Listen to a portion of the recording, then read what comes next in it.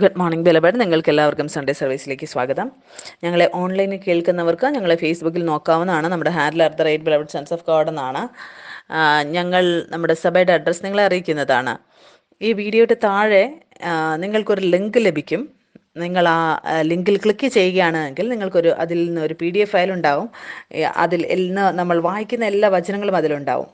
നിങ്ങൾക്കത് ഡൗൺലോഡ് ചെയ്യാവുന്നതാണ്. അപ്പോൾ എത്ര പേരുണ്ട് കഴിഞ്ഞ ആഴ്ചയിലെ മെസ്സേജ് കേട്ടവർ? ഇതെൻ്റെ വിശ്വാസമാണ്. എത്ര പേർ ആ വചനം കേട്ടുവോ, ശ്രദ്ധയോടെ കേട്ടുവോ, അവർ വചനത്തിൻ്റെ ഇടയിൽ ഉറങ്ങിക്കാണുകയില്ല. എന്തുകൊണ്ടെന്നാൽ ദുഷ്ടൻ എപ്പോഴും വചനം മോഷ്ടിക്കാൻ വരുന്നു. വചനം കേട്ടവർ തീർച്ചയായും അനുഗ്രഹിക്കപ്പെട്ടിട്ടുണ്ട്. കഴിഞ്ഞ ആഴ്ചയിൽ എന്താണ് സംഭവിച്ചത്? നമ്മുടെ സഭയിൽ 3 പുതിയ ആളുകളുണ്ടായിരുന്നു. ആദ്യമായി സഭയിലേക്ക് വന്നവർ. സൺഡേ അവർ വന്നു. ഞാൻ അവരോട് പറഞ്ഞു, ആരും ഉറങ്ങാൻ പോകുകയില്ല. എന്തുകൊണ്ടെന്നാൽ ഈ മെസ്സേജ് നീതിയെക്കുറിച്ചുള്ളത്. ഇത് നിങ്ങളുടെ ജീവിതം മാറ്റിമറിക്കുമെന്ന്. ബുധനാഴ്ചയിലെ മീറ്റിങ്ങിൽ ഒരു പുത്രൻ സൺഡേയിൽ വന്നയാൾ വന്നു. എന്നിട്ട് പറയുകയാണ്, പ്രിയ, സൺഡേ ഞാൻ വചനം കേട്ടു. മൺഡേ എനിക്ക് കോൾ വരികയാണ് അങ്ങനെ ഒരു കമ്പനിയിൽ നിന്നും. അവിടെ ഞാൻ ജോബിന് വേണ്ടി അപ്ലൈ ചെയ്തിരുന്നു. ഒരുപാട് സമയമായിട്ട് എനിക്കത് ലഭിക്കുന്നില്ലായിരുന്നു. ഇപ്പോൾ പെട്ടെന്ന് അവരെന്നെ ഫോൺ വിളിക്കുകയാണ്. എന്നിട്ട് അവർ ആഗ്രഹിക്കുകയാണ് ഞാൻ ചെന്ന് അവരുടെ കമ്പനിയിൽ ജോബ് ചെയ്യണമെന്നും നല്ലൊരു ഓഫറുമായിട്ട്. അവർ പറയുകയാണ്, ഇത് ആ ജോലിയാണ് ഇതിനോട് പുറകെ ഞാൻ ഓടിക്കൊണ്ടിരുന്നത്. ഇത് ഇപ്പോൾ എൻ്റെ പുറകെ വരികയാണ്. മറ്റ് 2 പുത്രന്മാരും സൺഡേ വന്നിരുന്നു. അവരുടെ ജീവിതത്തിലും സാക്ഷ്യമുണ്ടായി. അതിൻ്റെ കാരണം എന്താണ്? അവർ ആ നീതിയെക്കുറിച്ച് ആ വചനം അവർ കേട്ടു. യേശുക്രിസ്തുവിൻ്റെ നീതി ഇപ്പോൾ നമ്മളിലുള്ളത്. ഇന്ന് നമ്മൾ ആ മെസ്സേജിനെ മുന്നോട്ട് കണ്ടിന്യൂ ചെയ്യാം. ഞാൻ നിങ്ങളെ ഉത്സാഹിപ്പിക്കാൻ ആഗ്രഹിക്കുകയാണ്. നിങ്ങൾ ശ്രദ്ധയോടെ കേൾക്കുക. ഈ എല്ലാ വിത്തുകളും നമ്മുടെ പ്രാണനിലേക്കാണ് പോകുന്നത്. നിങ്ങൾക്ക് എത്ര പേർക്ക് മനസ്സിലാവുന്നുണ്ട്? ഒരു ഓറഞ്ചിൻ്റെ വിത്ത് നിങ്ങൾ അത് ഭൂമിയിൽ മണ്ണിലിടുമ്പോൾ അതിനോട് പറയേണ്ട ആവശ്യമില്ല മുന്നോട്ട് എന്താണ് ചെയ്യേണ്ടതെന്ന്. എന്തുകൊണ്ടാൽ വിത്ത് അതിൻ്റെ സ്വഭാവം അറിയുന്നു. അതുകൊണ്ട് നിങ്ങൾ ശ്രദ്ധയോടെ കേൾക്കുക മാത്രം ചെയ്യുക. എത്ര അത്ഭുതകരമായ സാക്ഷ്യങ്ങളാണ് ഇന്ന് നമുക്ക് കേൾക്കാൻ ലഭിച്ചത്. ജിഗർ സാക്ഷ്യം പറഞ്ഞു എങ്ങനെയാണ് പെട്ടെന്ന് അവർക്ക് ആ കാര്യം ലഭിച്ചത് എന്ന്.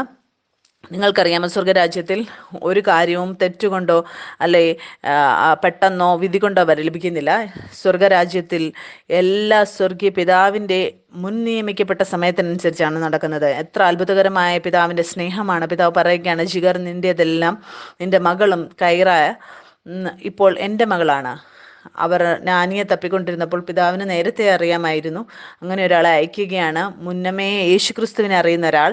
അങ്ങനെയുള്ള പാട്ടുകൾ, ആരാധനയുടെ പാട്ടുകൾ കേൾക്കുന്ന ആൾ. അവർക്കിനി ചിന്തിച്ച് ഭാരപ്പെടേണ്ട കാര്യമില്ല. അവരുടെ മകളും ഇനി അങ്ങനെയുള്ള പാട്ടുകൾ കേൾക്കും. അതുകൊണ്ട് ജിഗർ വിശ്രമത്തിലായിരിക്കാൻ ജിഗറിന് സാധിക്കും. എത്രയധികം നമ്മൾ വിശ്രമിക്കുന്നുവോ, നമ്മൾ ഉണരുകയാണ്. നമ്മുടെ സ്വർഗീയ പിതാവ് മുന്നോട്ട് നമ്മൾക്ക് വേണ്ടി എല്ലാ കാര്യങ്ങളും പൂർത്തീകരിച്ചിരിക്കുകയാണ്.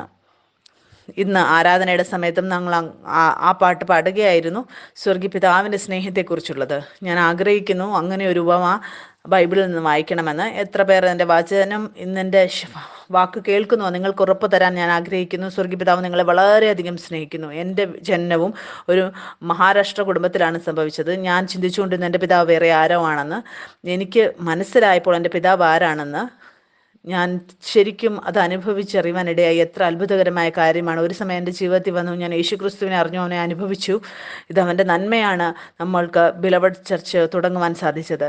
നമുക്ക് ഇന്ന് വചനത്തിൽ നിന്ന് വായിക്കാം, ഒരു ഉപമ വായിക്കാം. മത്തായി എഴുതിയ സുവിശേഷം അതിൻ്റെ 18-ാം അധ്യായം 10-ാം വാക്യം മുതൽ നമുക്ക് വായിക്കാം. ഇവിടെ എഴുതിയിരിക്കുകയാണ്, ഈ ചെറിയവരിൽ ഒരുത്തിനെ തുച്ഛീകരിക്കാതിരിപ്പാൻ സൂക്ഷിച്ചുകൊള്ളുവിൻ.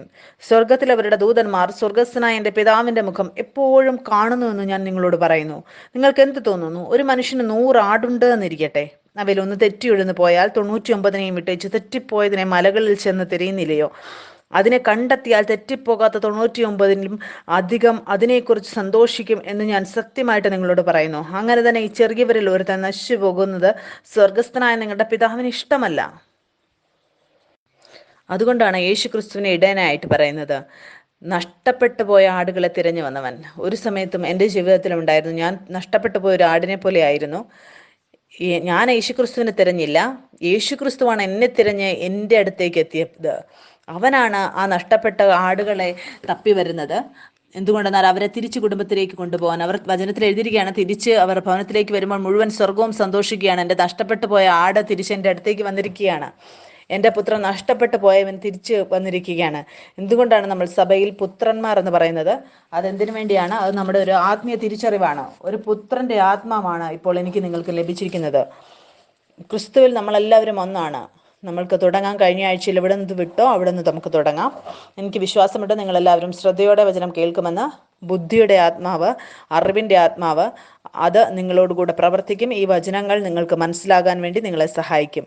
അതുകൊണ്ട് 3 പേർ പുതിയവർ അവർ വന്നിട്ട് എന്നോട് സാക്ഷ്യം പറയുകയാണ്. അവർ പറയുകയാണ്, സത്യത്തിൽ നിങ്ങൾ പറഞ്ഞത് ഞങ്ങൾ ഞങ്ങളുടെ ജീവിതത്തിൽ ജീവനുള്ളതായി കണ്ടു, ഞങ്ങൾ അനുഭവിച്ചറിഞ്ഞു. നിങ്ങളുടെ സ്വർഗീയ പിതാവ് സത്യത്തിൽ ജീവിക്കുന്നുവെന്ന്. മുന്നോട്ട് നമുക്ക് വചനത്തിൽ നിന്ന് വായിക്കാം. കഴിഞ്ഞ ആഴ്ചയിൽ നമ്മൾ എവിടെയാണ് നിർത്തിയത്? ഗലാത്യർക്ക് എഴുതിയ ലേഖനത്തിൽ നിന്ന് വായിച്ചുകൊണ്ടിരുന്നു. ആ വചനങ്ങളിൽ നമുക്ക് വായിക്കാം. അതിനു മുമ്പ് നിങ്ങൾക്ക് ഇവിടെ നോക്കുവാൻ സാധിക്കും, ഈ ബോർഡിൽ ഞാൻ ഈ ചിത്രം വരച്ചു. പുതിയതായിട്ടുള്ളവർക്ക് വേണ്ടി ആദ്യത്തെ മനുഷ്യൻ ആദമായിരുന്നു. ആദം പാപം ചെയ്തു. അപ്പോൾ എല്ലാവരും പാപികളായിട്ട് എണ്ണപ്പെട്ടു.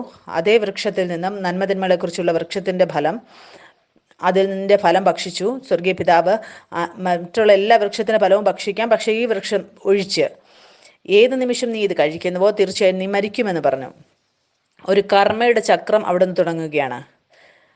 അതുകൊണ്ട് ആദം പാപം ചെയ്തപ്പോൾ ആദമിനോട് കൂടെ മുഴുവൻ മാനവരാശിയും പാപത്തിൽ വീഴുവാനിടയായി. അതുകൊണ്ട് പാപത്തിൻ്റെ തിരിച്ചറിവ് നമ്മൾ ചെയ്യുന്ന പ്രവൃത്തി കൊണ്ടല്ല, പക്ഷെ പാപം എന്ന് പറയുന്നത് അത് നമ്മുടെ രക്തത്തിലുള്ളതാണ്. ആ രക്തം ആദമിൽ നിന്നാണ് വന്നത്. അതുകൊണ്ട് എന്താണ് സംഭവിച്ചത്? സ്വർഗീയ പിതാവ് നമ്മളെ സൃഷ്ടിച്ചപ്പോൾ അതുകൊണ്ട് എന്താണ് സംഭവിച്ചത്? ദൈവം നമ്മളെ സൃഷ്ടിച്ചപ്പോൾ അവൻ്റെ സ്വരൂപത്തിൽ നമ്മളെ സൃഷ്ടിച്ചു. ആദം പാപം ചെയ്തതിലൂടെ ആ പാപത്തിൽ വീണു പോകാനിടയായി. ആദമിനെ ഉണ്ടാക്കിയത് എന്തിനു വേണ്ടിയായിരുന്നു? എല്ലാ സൃഷ്ടികളെ മുകളിൽ അധികാരം നടത്തുവാൻ വേണ്ടിയാണ്. ആദം പാപം ചെയ്തപ്പോൾ ആദമിനോട് കൂടെ ഈ എല്ലാ സൃഷ്ടിയും അതും പാപത്തിൽ വീഴുവാനിടയായി. അതുകൊണ്ട് ഇന്ന് മനുഷ്യൻ എല്ലാ സൃഷ്ടികളെയും ഭയപ്പെടുകയാണ്. എന്നെ നിങ്ങളെ എന്തിനാണ് സൃഷ്ടിച്ചത്? ഈ സൃഷ്ടികളുടെ മേളിൽ അധികാരം നടത്തുവാൻ വേണ്ടിയാണ്. അതുകൊണ്ട് പിതാവ് തിരിച്ച് അവൻ്റെ പുത്രനെ എങ്ങനെയാണ് കൊണ്ടുവരുന്നത്? നിങ്ങൾ ചിന്തിച്ചു നോക്കുക. ആദമിനുണ്ടായിരുന്ന എല്ലാ അധികാരങ്ങളും ഇപ്പോൾ സാത്താനിലേക്ക് പോയി. എന്തുകൊണ്ടെന്നാൽ അവൻ്റെ വാക്ക് അവൻ അനുസരിച്ചത് കൊണ്ട് അവനെ തെറ്റിദ്ധരിപ്പിച്ചു. നിങ്ങൾ ഈ ഫലം ഭക്ഷിച്ചാൽ നിങ്ങൾ ദൈവത്തെ പോലെ ആകുമെന്ന് അവനോട് പറഞ്ഞു. ആദമിനെ തെറ്റിദ്ധരിപ്പിക്കുകയാണ്. ആദമിൻ്റെ ഹൃദയത്തിൽ ദൈവത്തെക്കുറിച്ച് ഒരു തെറ്റിദ്ധാരണ ഇടുകയാണ്. ആദം ആ ഫലം ഭക്ഷിച്ചപ്പോൾ അവൻ്റെ അതായിരുന്ന എല്ലാ അധികാരങ്ങളും അത് സാത്താന് ലഭിക്കുകയാണ്. അതുകൊണ്ട് സാത്താൻ സൃഷ്ടികളുടെ മുകളിൽ വാഴുവാനിടയായി. ഞാൻ നേരത്തെ ഇത് ചിന്തിക്കുമായിരിക്കും, ദൈവം ഉണ്ട് എങ്കിൽ ഇത്ര മുഴുവൻ ലോകത്തും ഇത്ര പ്രശ്നം എന്തുകൊണ്ടാണ്? ഈ പ്രശ്നങ്ങൾ എങ്ങനെയാണ് തിരിച്ചതിൻ്റെ ഇതിലേക്ക് കൊണ്ടുവരുന്നത്? അതിനുവേണ്ടിയാണ് ദൈവം അവൻ്റെ ഏകജാതനായ പുത്രനെ അയച്ചത്. യേശു ക്രിസ്തുവിനെ, നമ്മുടെ ആദ്യജാതനായ സഹോദരൻ, അവൻ ക്രൂശിൽ പോവുകയാണ്. എൻ്റെയും നിങ്ങളുടെയും പാപങ്ങൾക്ക് വേണ്ടി അവൻ മരിക്കുകയാണ്. നമുക്കറിയാം, ആരെങ്കിലും തെറ്റ് ചെയ്താൽ അതിൻ്റെ ശിക്ഷ തീർച്ചയായും ആവശ്യമാണ്. എല്ലാ മനുഷ്യരുടെയും അറിവിൽ ഈ കാര്യമുണ്ട്. ആരെങ്കിലും തെറ്റ് ചെയ്താൽ തീർച്ചയായും അതിനൊരു ശിക്ഷ ലഭിക്കണമെന്ന്. പക്ഷേ ഞാനും നിങ്ങളും ചെയ്ത തെറ്റിൻ്റേത് എന്താണ്? അതിൻ്റെ ശിക്ഷ എവിടെ പോയി? എന്തുകൊണ്ടെന്നാൽ ആദം പാപം ചെയ്തപ്പോൾ മുഴുവൻ മാനവരാശിയും പാപത്തിൽ വീണു. ആ പാപത്തിന് വേണ്ടി ഒരു ബലിയുടെ ആവശ്യമുണ്ടായിരുന്നു, യാഗത്തിൻ്റെ ആവശ്യമുണ്ടായിരുന്നു. പിന്നെ യേശുക്രിസ്തു വരികയാണ്. പാപി മാത്രമല്ല, സ്വയം പാപമായി തിരിയുകയാണ്. എന്നിട്ട് പറയുകയാണ്, ഇതിൻ്റെ ശിക്ഷ ഞാൻ എൻ്റെ മകളിൽ എടുക്കുകയാണ്. അതുകൊണ്ട് ക്രൂശ് ഒരു ചിഹ്നമാണ്. യേശുക്രിസ്തു ക്രൂശിൽ പോയപ്പോൾ ഞാനും നിങ്ങളും അവനോട് കൂടെ ക്രൂശിൽ പോയി. യേശുക്രിസ്തു അടക്കപ്പെട്ടപ്പോൾ ഞാനും നിങ്ങളും അവനോട് കൂടെ അടക്കപ്പെട്ടു. യേശുക്രിസ്തു ഉയർത്തെഴുന്നേറ്റപ്പോൾ ഞാൻ അവനോട് കൂടെ ഉയർത്തെഴുന്നേറ്റു. അതുകൊണ്ട് വീണ്ടും ജനനത്തിൻ്റെ അർത്ഥം എന്ന് പറയുന്നത് വീണ്ടും ജനിക്കുക എന്നാണ്. അതുകൊണ്ടാണ് യേശുക്രിസ്തു വന്നത്, എല്ലാ മാനവരാശിക്കും വേണ്ടി, എല്ലാ നഷ്ടപ്പെട്ടു പോയ പുത്രന്മാരെയും തിരിച്ച് ഭവനത്തിലേക്ക് കൊണ്ടുവരാൻ. അതുകൊണ്ട് നമ്മൾ തിരിച്ച് നമ്മുടെ സ്വർഗീയരാജ്യത്ത് വരുമ്പോൾ നമ്മൾ അനുഭവിക്കുകയാണ് സ്വർഗീയ പിതാവിൻ്റെ സ്നേഹം. നമ്മൾ തിരിച്ച് ബന്ധത്തിലേക്ക് സ്വർഗീയ പിതാവുമായിട്ടുള്ള അതുമായി ബന്ധപ്പെട്ടിരിക്കുന്നു. ഇപ്പോൾ കഴിഞ്ഞ ദിവസങ്ങളിൽ ഞാൻ എൻ്റെ ഡെൻറ്റിസ്റ്റിൻ്റെ അടുത്തായിരുന്നപ്പോൾ അവർ എന്നോട് സംസാരിക്കുകയായിരുന്നു. അവരുടെ ജീവിതത്തിൽ എത്ര പ്രശ്നങ്ങളുണ്ട് എന്ന് ഞാൻ അവരോട് ചോദിച്ചു. നിങ്ങൾക്ക് നിങ്ങളുടെ പട്ടിയുമായിട്ട് ബന്ധമുണ്ടോ? അവർ പറഞ്ഞു, ഉണ്ട്. ഞാൻ ചോദിച്ചു, നിങ്ങൾ അതിനൊരു പേര് കൊടുത്തിട്ടുണ്ടോ? അല്ലെങ്കിൽ നിങ്ങൾക്ക് എല്ലാ പട്ടികളും നിങ്ങൾക്ക് ഒരുപോലെയാണോ? ഇല്ല, അവർ പറഞ്ഞു ഇല്ല, ഞാൻ അതിന് പേര് കൊടുത്തിട്ടുണ്ട്. ഞാൻ പറഞ്ഞു നിങ്ങൾ അതിന് പേര് കൊടുത്ത് നിങ്ങൾ അതുമായി ഒരു ബന്ധത്തിലായിരിക്കാൻ വേണ്ടി. പിന്നെ നിങ്ങൾ എന്തുകൊണ്ടാണ് ചിന്തിക്കുന്നത് നിങ്ങളെ സൃഷ്ടിച്ച ആൾക്കൊരു പേരില്ല എന്ന്? നിങ്ങൾക്കറിയാമോ, സ്വർഗീയ പിതാവ് നമ്മളെ വളരെയധികം സ്നേഹിക്കുന്നു. എല്ലാ പ്രശ്നങ്ങളും ആദമിലൂടെയാണ് വന്നത്. പക്ഷെ നിങ്ങൾക്കറിയാമോ, സ്വർഗീയ പിതാവിനൊരു തിരിച്ചറിവുണ്ട്. ആ തിരിച്ചറിവ് ക്രിസ്തുവിലാണ്. ക്രിസ്തുവിലൂടെയാണ് എല്ലാ കാര്യങ്ങളും മരണത്തിലായിരിക്കുന്നത് തിരിച്ച് അത് ജീവനിലേക്ക് ആകുന്നത്. എന്തുകൊണ്ടെന്നാൽ വചനത്തിൽ എഴുതിയിരിക്കുകയാണ്, അവനിൽ വിശ്വസിക്കുന്നവർക്ക് എല്ലാവർക്കും ആദമിലൂടെ നഷ്ടപ്പെട്ടത് എല്ലാം, ആ അധികാരങ്ങളെല്ലാം യേശു ക്രിസ്തുവിലൂടെ പ്രാപിക്കാൻ സാധിക്കും. അതുകൊണ്ട് നിങ്ങൾക്ക് ഒരു രോഗിയുടെ അടുത്ത് പോകാൻ നിങ്ങൾക്ക് സാധിക്കും. യേശു ക്രിസ്തുവിൻ്റെ നാമത്തിൽ അവർക്ക് സൗഖ്യം നിങ്ങൾക്ക് പറയാൻ സാധിക്കും. ആ രോഗം പോകുവാനിടയാവും. അതുകൊണ്ട് രത്ന പറഞ്ഞതുപോലെ അവരൊരു പെൺകുട്ടിയുടെ അടുത്തേക്ക് പോവുകയാണ്. ആ സ്വർഗീയ പിതാവ് നേരത്തെ ആ പെൺകുട്ടിയെ സ്നേഹിക്കുന്നു. രത്നയുടെ മനസ്സിൽ ആ ചിന്ത ഇടുകയാണ്. നീ ചെന്നിട്ട് യേശുക്രിസ്തുവിനെ കുറിച്ച് പറയുക, സത്യം അവളോട് ചെന്ന് പറയുകയാണ്. ഇപ്പോൾ കോർട്ട് കേസ് ആയിരുന്നതും തീർന്നു പോവുകയാണ്. അതാണ് ആ ശക്തി എൻ്റെയും നിങ്ങളുടെ ഉള്ളിലുള്ളത്. നമ്മൾ എന്താണ് പഠിച്ചത് കഴിഞ്ഞ ആഴ്ചയിൽ? പാപത്തിലൂടെ എന്താണ് ഉത്ഭവിക്കപ്പെടുന്നത്? ഒരു കുറ്റം വിധിക്കുന്ന ഹൃദയം. അതിനെക്കുറിച്ച് നമുക്ക് മുന്നോട്ട് പഠിക്കാം. നമുക്ക് വചനത്തിൽ നിന്ന് വായിക്കാം. ഗലാത്യർക്ക് എഴുതിയ ലേഖനം അതിന് 3-ാം അധ്യായത്തിൽ നിന്ന് നമുക്ക് വായിക്കാം. ഇത് PDF-ലില്ല, നിങ്ങൾക്ക് നിങ്ങളുടെ ബൈബിളിൽ നിന്ന് എടുക്കാവുന്നതാണ്. ഇതിനെ നമുക്ക് വായിക്കാം. ഗലാത്യർ അതിൻ്റെ 3-ാം അധ്യായം അതിൻ്റെ 26-ാം വാക്യം മുതൽ ഇവിടെ എഴുതിയിരിക്കുകയാണ്, ക്രിസ്തുയേശുവിലെ വിശ്വാസത്താൽ നിങ്ങൾ എല്ലാവരും ദൈവത്തിൻ്റെ മക്കളാകുന്നു. ക്രിസ്തുവിനോട് ചേരുവാൻ സ്നാനമേറ്റിരിക്കുന്ന നിങ്ങളെല്ലാവരും ക്രിസ്തുവിനെ ധരിച്ചിരിക്കുന്നു. അതിൽ യഹൂദനും യവനനുമെന്നില്ല, ദാസനും സ്വതന്ത്രനുമെന്നില്ല, ആണും പെണ്ണുമെന്നില്ല, നിങ്ങളെല്ലാവരും ക്രിസ്തുയേശുവിലൊന്നത്രേ. ക്രിസ്തുവിനുള്ളവരെങ്കിലോ നിങ്ങൾ അബ്രഹാമിന്റെ സന്തതിയും വാഗ്ദത്ത പ്രകാരം അവകാശികളുമാകുന്നു. നമ്മൾ ബൈബിളിൽ വായിക്കുകയാണ്, ദൈവം അബ്രഹാമിന് ഒരുപാട് അനുഗ്രഹങ്ങൾ കൊടുത്തു.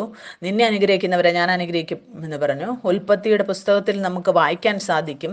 എല്ലാ അനുഗ്രഹങ്ങളും ദൈവം അബ്രഹാമിന് കൊടുത്തത് വചനം പറയുകയാണ്. വിശ്വാസത്തിലൂടെ എല്ലാ അനുഗ്രഹങ്ങളും ഇപ്പോൾ അത് എൻ്റെയും നിങ്ങളുടേതുമാണ്. നമ്മൾ സ്വർഗരാജ്യത്തിൽ എങ്ങനെയാണ് വന്നത്? നമ്മൾ വിശ്വസിക്കുക മാത്രം ചെയ്തു യേശു ക്രിസ്തുവിൽ. അവൻ എൻ്റെ പാപങ്ങൾക്ക് വേണ്ടി അവൻ മരണം അനുഭവിച്ചുവെന്ന്. അവൻ്റെ നാമത്തിൽ വിശ്വസിക്കുന്നവരെല്ലാം രക്ഷ പ്രാപിക്കുകയാണ്. ബൈബിളിനെ സുവിശേഷം എന്നാണ് പറയുന്നത്, ഒരു നല്ല വിശേഷം. എന്തുകൊണ്ടാണ് പറഞ്ഞത്? യേശു ക്രിസ്തു ആണ് പറഞ്ഞത്, വിശ്വസിക്കുക മാത്രം ചെയ്യുക, ഞാൻ നിങ്ങളുടെ പാപങ്ങളെ എടുത്തുവെന്ന്. നമ്മൾ യേശു ക്രിസ്തുവിൽ വിശ്വസിക്കുമ്പോൾ നമ്മൾ തിരിച്ച ബന്ധത്തിലാകുകയാണ് സ്വർഗീയ പിതാവുമായിട്ടുള്ളത്. ഇതാണ് ഒരു നല്ല സുവിശേഷം. എന്തുകൊണ്ടെന്നാൽ അവൻ എൻ്റെ എല്ലാ ശിക്ഷകളെയും എടുത്തു. എനിക്ക് യോഗ്യതയില്ലായിരുന്ന നന്മകൾ പോലും എനിക്ക് നൽകുവാനിടയായി. എല്ലാ മരണവും എൻ്റേതായിരുന്നത് യേശു ക്രിസ്തു അവൻ്റെ ശരീരത്തിൽ അനുഭവിച്ചു. ഇന്ന് നമ്മൾക്ക് എന്തെങ്കിലും തെറ്റ് പറ്റുകയാണെങ്കിൽ അവൻ്റെ രക്തം നമുക്ക് വേണ്ടിയിട്ടുണ്ട്. നമ്മുടെ നീതിയല്ല, യേശു ക്രിസ്തുവിൻ്റെ നീതിയിലാണ് നമ്മൾ നിലനിൽക്കുന്നത്. അവൻ്റെ നീതിയുടെ അർത്ഥം എന്താണ്? നീതിയുടെ അർത്ഥം എന്താണ്? ഇതാണ്, ദൈവത്തിൻ്റെ മുമ്പിൽ, സ്വർഗീയ പിതാവിന് മുമ്പിൽ ശരിയായിരിക്കുക എന്നുള്ളത്. വചനത്തിൽ എഴുതിയിരിക്കുകയാണ്, അവൻ നമ്മളെ കളങ്കമില്ലാത്തവരാക്കി. ഇത് കൃപയിലൂടെയാണ് ഈ ദാനം നമുക്ക് ലഭിച്ചത്. നമ്മുടെ എല്ലാ ഭാരങ്ങളും യേശു ക്രിസ്തു എടുത്തു. മുന്നോട്ട് നമുക്ക് വായിക്കാം 4-ാം അധ്യായത്തെ.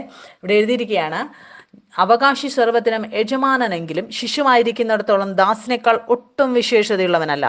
പിതാവ് നിശ്ചയിച്ച അവധിയോളം രക്ഷകന്മാർക്കും ഗൃഹവിചാരകന്മാർക്കും കീഴ്പ്പെട്ടവനത്രേ എന്ന് ഞാൻ പറയുന്നു. അതുപോലെ നാം ശിശുക്കളായിരുന്നപ്പോൾ ലോകത്തിന്റെ ആദ്യ പാഠത്തിന് കീഴ് അടിമപ്പെട്ടിരുന്നു. എന്നാൽ കാലസമ്പൂർണത വന്നപ്പോൾ ദൈവം തന്റെ പുത്രനെ സ്ത്രീയിൽ നിന്ന് ജനിച്ചവനായി ന്യായപ്രമാണത്തിന് കീഴിൽ ജനിച്ചവനായി നിയോഗിച്ചത്. അവൻ ന്യായപ്രമാണത്തിന് കീഴുള്ളവരെ വിലയ്ക്ക് വാങ്ങിയിട്ട് നാം പുത്രത്വം പ്രാപിക്കേണ്ടതിന് തന്നെ. നിങ്ങൾ മക്കൾ ആകൊണ്ട് അബ്ബാ പിതാവേ എന്ന് വിളിക്കുന്ന സ്വപുത്രന്റെ ആത്മാവിനെ ദൈവം നമ്മുടെ ഹൃദയങ്ങളിൽ അയച്ചു. അങ്ങനെ നീ ഇനി ദാസനല്ല, പുത്രനത്രേ. പുത്രനെങ്കിലോ ദൈവഹിതത്താൽ അവകാശിയുമാകുന്നു. നിങ്ങൾക്ക് മനസ്സിലാവുന്നുണ്ട് ദാസൻ എന്നതിൻ്റെ അർത്ഥം എന്താണെന്ന്? നിങ്ങളുടെ ജീവിതത്തിൻ്റെ ഏതെങ്കിലും മേഖലയിൽ നിങ്ങൾ ചിന്തിക്കുകയാണ് ഇത് എന്നെ കഴിഞ്ഞും വലുതാണ് എന്ന്. നിങ്ങൾക്കറിയാം, ആ മേഖലയിൽ നിങ്ങൾ അതിൻ്റെ ദാസനായി തീരുകയാണ്.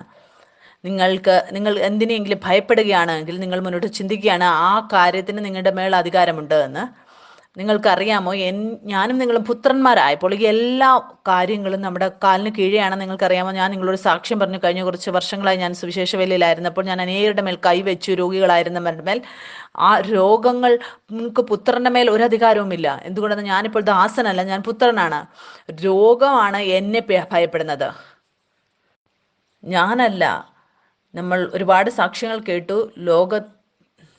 എന്തുകൊണ്ടെന്നാൽ ഞാൻ ഇനി ദാസനല്ല, ഞാൻ പുത്രനാണ്. രോഗമാണ് എന്നെ ഭയപ്പെടുന്നത്, ഞാനല്ല. എത്രയധികം സാക്ഷ്യങ്ങൾ നമ്മൾ കേട്ടു. ജോലിയുടെ മേഖലയിലും ഒരാൾ ഭയത്തിലായിരുന്നപ്പോൾ ആ സത്യം പിടിച്ചപ്പോൾ എല്ലാ കാര്യങ്ങളും ഇതിൻ്റെ വിരോധമായിരുന്നത് എല്ലാം അവരുടെ മുമ്പിൽ മുട്ടുകുത്തുകയാണ്. അതെന്തുകൊണ്ടാണ്? ഞാനും നിങ്ങളും ഇപ്പോൾ മനുഷ്യജാതിയല്ല, നമ്മൾ യേശു ക്രിസ്തുവിൽ നമ്മൾ വീണ്ടും ജന്മം പ്രാപിച്ചു. നമ്മൾ ഒരു പുതിയ സൃഷ്ടിയെ പോലെയാണ് ഉത്ഭവിച്ചത്. നമ്മുടെ ജന്മം സ്വർഗത്തിൽ നിന്നാണ് സംഭവിച്ചത്. എൻ്റെയും നിങ്ങളുടെയും പ്രവൃത്തി ഇതാണ്. നമ്മൾ മറന്നു പോകരുത്, നമ്മൾ അവനിലൂടെയുള്ളവരാണ് എന്ന്. മുന്നോട്ട് നമുക്ക് വചനത്തിൽ നിന്ന് വായിക്കാം. 8-ാം വാക്യം മുതൽ ഇവിടെ എഴുതിയിരിക്കുകയാണ്. എന്നാൽ അന്ന് നിങ്ങൾ ദൈവത്തെ അറിയാതെ സ്വഭാവത്താൽ ദൈവങ്ങളല്ലാത്തവർക്ക് അടിമപ്പെട്ടിരുന്നു. ഇപ്പോഴോ ദൈവത്തെ അറിഞ്ഞും വിശേഷത്താൽ ദൈവം നിങ്ങളെ അറിഞ്ഞുമിരിക്കെ നിങ്ങൾ പിന്നെയും ബലഹീനവും ദരിദ്രവുമായ ആദ്യ പാഠങ്ങളിലേക്ക് തിരിഞ്ഞ് അവയ്ക്ക് പുതുതായി അടിമപ്പെടുവാൻ ഇച്ഛിക്കുന്നത് എങ്ങനെ? നിങ്ങൾ ദിവസങ്ങളും മാസങ്ങളും കാലങ്ങളും ആണ്ടുകളും പ്രമാണിക്കുന്നു. ഞാൻ നിങ്ങൾക്ക് വേണ്ടി അധ്വാനിച്ചത് വെറുതെയായി എന്ന് ഞാൻ ഭയപ്പെടുന്നു. സഹോദരന്മാരെ, ഞാൻ നിങ്ങളെപ്പോലെ ആകയാൽ നിങ്ങളും എന്നെപ്പോലെ ആകുവാൻ ഞാൻ നിങ്ങളോട് അപേക്ഷിക്കുന്നു. നിങ്ങൾ എന്നോട് ഒരു അന്യായം ചെയ്തിട്ടില്ല. ഞാൻ ശരീരത്തിൽ ബലഹീനത നിമിത്തം ഒന്നാമത് നിങ്ങളോട് സുവിശേഷം അറിയിപ്പാൻ സംഗതി വന്നു എന്ന് നിങ്ങൾ അറിയുന്നുവല്ലോ. എൻ്റെ ശരീര സംബന്ധമായി നിങ്ങൾക്കുണ്ടായ പരീക്ഷ നിമിത്തം നിങ്ങൾ നിന്നയോ വെറുപ്പോ കാണിക്കാതെ ദൈവദൂതനെ പോലെ ക്രിസ്തുവേശുവിനെ പോലെ എന്നെ കൈക്കൊള്ളുകയത്രേ ചെയ്തത്. നിങ്ങളുടെ ഭാഗ്യപ്രശംസ എവിടെ? കഴിയുമെങ്കിൽ നിങ്ങളുടെ കണ്ണ് ചൂഴ്ന്നെടുത്ത് എനിക്ക് തരുമായിരുന്നു എന്നതിന് ഞാൻ സാക്ഷി. അങ്ങനെ ഇരിക്കെ നിങ്ങളോട് സത്യം പറയുകൊണ്ട് ഞാൻ നിങ്ങൾക്ക് ശത്രുവായി പോയോ? പൗലോസ് ആദ്യം വിശ്വസിച്ചിരുന്നില്ല യേശുക്രിസ്തുവാണ് ദൈവത്തിൻ്റെ പുത്രനെന്ന്. അങ്ങനെയുള്ള എല്ലാവരെയും അവൻ ഉപദ്രവിച്ചു കൊണ്ടിരുന്നു, യേശു ക്രിസ്തുവിൽ വിശ്വസിച്ചിരുന്നവരെ.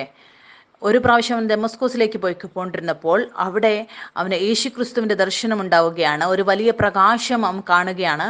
ഒരു ശബ്ദം കേൾക്കുകയാണ്. ശൗലേ, നീ എന്തിനാണ് എന്നെ ഉപദ്രവിക്കുന്നത് എന്ന് ചോദിക്കുകയാണ്. പൗലോസിൻ്റെ ആദ്യത്തെ പേര് ശൗൽ എന്നായിരുന്നു. അവൻ ചിന്തിക്കുകയാണ് ഇത് ആരാണ് എന്ന്. പിന്നെ യേശു അവനോട് പറയുകയാണ്, ഞാൻ യേശു ക്രിസ്തുവാണ് എന്ന് പറയുകയാണ്, നീ ഉപദ്രവിക്കുന്ന ആൾ. പിന്നെ പൗലോസിൻ്റെ കണ്ണ് അടഞ്ഞു പോവുകയാണ്.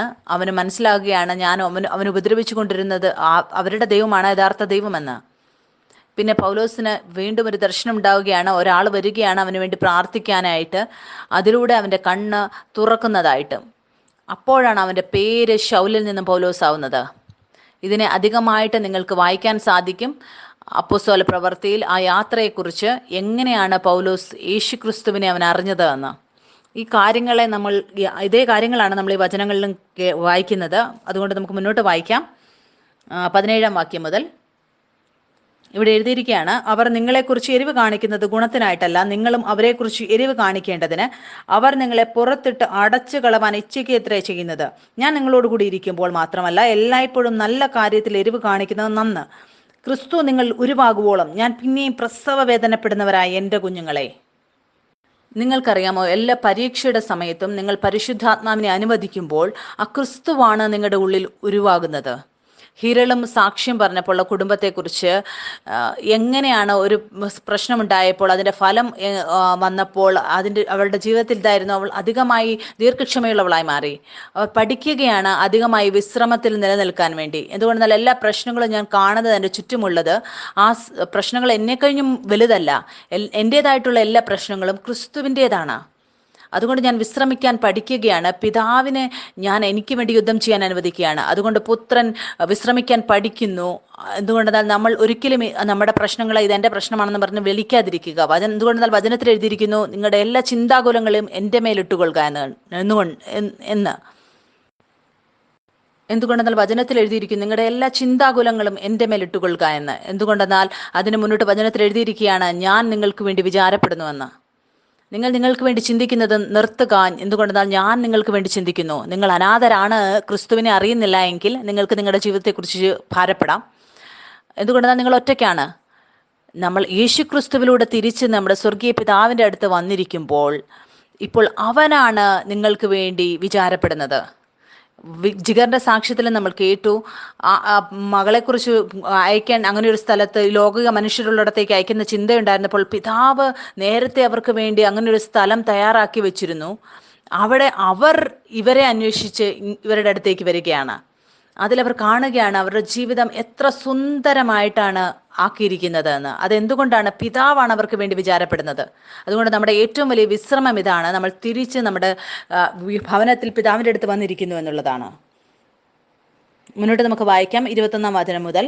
ഇവിടെ എഴുതിയിരിക്കുകയാണ്, ന്യായപ്രമാണത്തിന് കീഴിരിപ്പാൻ ഇച്ഛിക്കുന്നവരെ, നിങ്ങൾ ന്യായപ്രമാണം കേൾക്കുന്നില്ലയോ? എന്നോട് പറവിൻ. അബ്രഹാമിന് 2 പുത്രന്മാരുണ്ടായിരുന്നു. ഒരുവൻ ദാസി പ്രസവിച്ചവൻ, ഒരുവൻ സ്വതന്ത്ര പ്രസവിച്ചവൻ എന്ന് എഴുതിയിരിക്കുന്നുവല്ലോ. ദാസിയുടെ മകൻ ജഡപ്രകാരവും സ്വതന്ത്രയുടെ മകനോ വാഗ്ദത്തത്താലും ജനിച്ചിരിക്കുന്നു. ഇത് സദൃശ്യമാകുന്നു. ഈ സ്ത്രീകൾ 2 നിയമങ്ങളത്രേ. ഒന്ന് സീനായി മലയിൽ നിന്നുണ്ടായ അടിമകളെ പ്രസവിക്കുന്നു. അത് ഹാഗാർ. ഹാഗാർ എന്നത് അറബി ദേശത്ത് സീനായ് മലയെ കുറിക്കുന്നു. അത് ഇപ്പോഴത്തെ യെരുശലേമിനോടൊക്കുന്നു. അത് തൻ്റെ മക്കളോടുകൂടെ അടിമയിലല്ലോ ഇരിക്കുന്നത്. മീതിയുള്ള യെരുശലേമോ സ്വതന്ത്രയാകുന്നു. അവൾ തന്നെ നമ്മുടെ അമ്മ.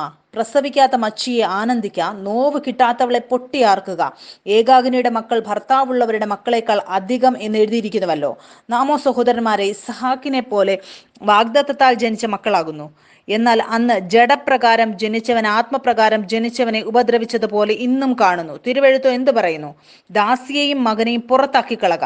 ദാസിയുടെ മകൻ സ്വതന്ത്രയുടെ മകനോടുകൂടെ അവകാശിയാകയില്ല. അങ്ങനെ സഹോദരന്മാരെ, നാം ദാസിയുടെ മക്കളല്ല, സ്വതന്ത്രയുടെ മക്കളത്രേ. ആമേൻ. എൻ്റെ വിശ്വാസം ഇതാണ്, നിങ്ങളെല്ലാവരും ശ്രദ്ധയോടെ കേൾക്കുന്നുവെന്ന്. ഞാൻ ഈ വചനത്തെ നിങ്ങൾക്ക് മനസ്സിലാക്കി തരാം. നിങ്ങൾക്കറിയാമോ, അബ്രഹാമിന് 2 പുത്രന്മാരുണ്ടായിരുന്നു. ദൈവം അബ്രഹാമുമായി ഒരു വാഗ്ദത്തം ചെയ്യുകയാണ്. ബൈബിളിൽ നമുക്ക് വായിക്കാൻ സാധിക്കും. പഴയ നിയമത്തിൽ യേശുക്രിസ്തു വരുന്നതിന് മുമ്പ്, എന്തുകൊണ്ടെന്നാൽ ക്രൂശിന് ശേഷം എല്ലാം മാറുകയാണ്. അതുപോലെയാണ് ദുഷ്ടൻ ഈ ലോകത്തിലുണ്ട്, പക്ഷേ അവൻ അധികാരിയല്ല, സഭയാണ് അധികാരി, ക്രിസ്തുവിനെ അറിയുന്നവർ. അതുകൊണ്ട് ഞാനും നിങ്ങളും ആ പ്രശ്നത്തിൽ ഒരു യഥാസ്ഥാനത്ത് കൊണ്ടുവരികയാണ്. അതുകൊണ്ട് ഞാനും നിങ്ങളും ഈ ലോകത്ത് നമ്മളെ ആക്കിയിരിക്കുകയാണ്, പ്രശ്നത്തിലായിരിക്കുന്നതിനെ എല്ലാം തിരിച്ചതിൻ്റെ യഥാസ്ഥാനത്തിലേക്ക് കൊണ്ടുവരാൻ. ദൈവം അബ്രഹാമുമായി ഒരു വാഗ്ദത്തം ചെയ്യുകയാണ്. അതിൽ അബ്രഹാമിനെ പുറത്ത് കൊണ്ടുവന്നിട്ട്, സാറ അബ്രഹാമിൻ്റെ ഭാര്യയാണ്, അവളൊരു മച്ചിയാണ്. ദൈവം അബ്രഹാമിനെ ആകാശം കാണിച്ചിട്ട് പറയുകയാണ്, എന്നിട്ട് പറയുകയാണ്, ഈ ആകാശത്തിൽ എത്ര നക്ഷത്രങ്ങളുണ്ടെന്ന് നോക്കുക, നീ എണ്ണുക എത്ര നക്ഷത്രങ്ങളുണ്ടെന്ന്, അത് അത്രയധികം നിന്റെ വംശത്തെ ഞാൻ ആക്കുമെന്ന് പറയുകയാണ്. ബൈബിളിൽ എഴുതിയിരിക്കുകയാണ്, അബ്രഹാം ദൈവത്തിൽ വിശ്വസിച്ചു, അത് അവന് നീതിയായി കണക്കിട്ടുവെന്ന്. ഏത് നിമിഷം അവൻ ഈ വാഗ്ദത്തത്തിന് വേണ്ടി പ്രതീക്ഷിക്കാൻ തുടങ്ങിയോ, അവളുടെ ഭാര്യയെ സാറ ചിന്തിച്ചു കാണും, ദൈവം വാഗ്ദത്തത്തെക്കുറിച്ച് മറന്നുവെന്ന്. അവരവരുടെ ശരീരത്തെ നോക്കിയാണ്, പിന്നെ അവർ വൃദ്ധരാകുന്ന കാണുകയാണ്. ഒരു സമയം വരികയാണ്, സാറയ്ക്ക് ഗർഭിണിയാക്കാൻ പോലും സാധിക്കുകയില്ല. ശരീരത്തിനനുസരിച്ച് അബ്രഹാം ചിന്തിച്ച് കാണിച്ച് ഇത് അസംഭവമാണ് എന്നത്, ഞങ്ങൾക്ക് വേണ്ടി ഒരു മകനുണ്ടാകുന്നത്. നിങ്ങൾക്കറിയാമോ സാറ എന്താണ് ആ സമയത്ത് ചെയ്തതെന്ന്? അവൾ ചിന്തിച്ച് കാണും, വരൂ നമുക്ക് ദൈവത്തെ സഹായിക്കാമെന്ന്. അതുകൊണ്ട് ഹാഗാർ അവളുടെ ദാസിയായിരുന്നു. സാറ അബ്രഹാമിൻ്റെ അടുത്ത് വന്നിട്ട് പറയുകയാണ്, ഇപ്പോൾ ഹാഗാറിൽ നിന്നൊരു സന്തതി നമ്മൾക്ക് ഉത്ഭവിപ്പിക്കാമെന്ന്. അതുകൊണ്ട് ബൈബിൾ എഴുതിയിരിക്കുകയാണ്, അതിൽ നിന്ന് ജനിച്ചത് സന്തതിയുടെ പേര് ഇസ്മായേൽ എന്നാണ്. ഇന്ന് നമുക്ക് കാണാൻ സാധിക്കും, മതം അതുമായി ബന്ധപ്പെട്ടിരിക്കുന്നു. നമ്മൾ എന്താണ് കാണുന്നത്? അവർ ദൈവത്തെ സഹായിക്കാൻ ആ ശരീരത്തിലായിക്കൊണ്ട് ചിന്തിക്കുകയാണ്. അവർക്ക് തോന്നുകയാണ്, ഇത് ചിലപ്പോൾ അവരെ കൊണ്ട് സാധിക്കുകയില്ല, നമുക്ക് ദൈവം. പക്ഷെ ദൈവം എന്താണ് പറയുന്നത്? എനിക്ക് അസാധ്യമായിട്ടൊന്നുമില്ല. അതുകൊണ്ടാണ് അവനെ ശരീരത്തിൻ്റെ സന്തതി എന്ന് പറഞ്ഞത്. അത് ശരീരത്തിൻ്റെ ചിന്ത കൊണ്ട് ഉത്ഭവിച്ചതായതുകൊണ്ട്, ദൈവത്തെ കൂടാതെ. അവർക്ക് വിശ്രമിക്കേണ്ട ഇതായിരുന്നു അവിടെ. അവർ വിശ്രമിക്കുക മാത്രമായിരുന്നു ചെയ്യേണ്ടിരുന്നത്. മുന്നോട്ട് വചനത്തിൽ നമുക്ക് വായിക്കാൻ സാധിക്കും, സമയം പൂർണ്ണമായപ്പോൾ, ദൈവം നിശ്ചയിച്ച സമയം വന്നപ്പോൾ, അബ്രഹാമിന് 100 വയസ്സുള്ളപ്പോൾ, ആ സമയത്ത് ആ വാഗ്ദത്തം ദൈവം ചെയ്തത്, അതിൻ്റെ സമയം പൂർത്തിയായപ്പോൾ അവനൊരു സന്തതി ജനിക്കുകയാണ്. ആ സന്തതിയാണ് വാഗ്ദത്ത സന്തതി. പിന്നെ അവൻ്റെ പേര് ഇസഹാക്ക് എന്ന് വെക്കുകയാണ്. ആ ഇസഹാക്കിൻ്റെ വംശത്തിൽ നിന്നും യോസഫും മറിയമും യേശുക്രിസ്തു ആ വിത്ത് വരെ വരേണ്ടത് മുൻ നിയമിച്ചിരുന്നു. വചനത്തിൽ എന്താണ് എഴുതിയിരിക്കുന്നത്? ദാസന്റെ പുത്രൻ അവകാശിയാവുകയില്ല, പക്ഷേ സ്വതന്ത്രയുടെ മകനാകും. അതുകൊണ്ട് സാരയുടെ ജീവിതത്തിൽ നമുക്ക് കാണാൻ സാധിക്കും, അവൾ അങ്ങനെ ഒരു സമയത്ത് വരികയാണ്. അതുകൊണ്ട് എബ്രായരിൽ നമുക്ക് വായിക്കാൻ സാധിക്കും, ദൈവത്തെ വിശ്വാസയോഗ്യനായി കാണുകയാണ്. നമ്മളിലൂടെയല്ല, പക്ഷെ അവൻ്റെ വിശ്വസ്തതയിലൂടെ.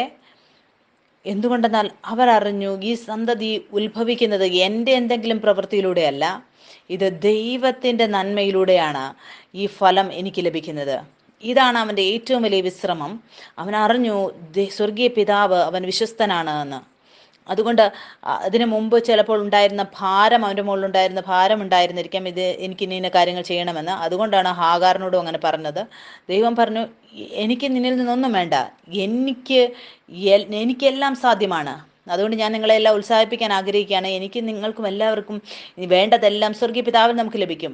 നിങ്ങളുടെ ശരീരത്തെ അല്ല നോക്കുന്നത്, മനുഷ്യരാണ് നോക്കുന്നത്. ഒരു പുത്രൻ അവന് വേണ്ടി എല്ലാം മാറിയിരിക്കുകയാണ്. ഞാനും നിങ്ങളും ഒരു പുതിയ സൃഷ്ടിയാണ്. എൻ്റെ പിതാവ് പറഞ്ഞിട്ടുണ്ട് എങ്കിൽ അവൻ ആ വാഗ്ദത്തം പൂർത്തീകരിക്കും. എന്തുകൊണ്ടെന്നാൽ അതെൻ്റെ പ്രവൃത്തിയുടെ മുകളിലല്ല, അവൻ്റെ വിശ്വസ്തതയുടെ മുകളിലാണ്. അതുകൊണ്ടാണ് വചനത്തിൽ നമ്മൾ വായിക്കുന്നത്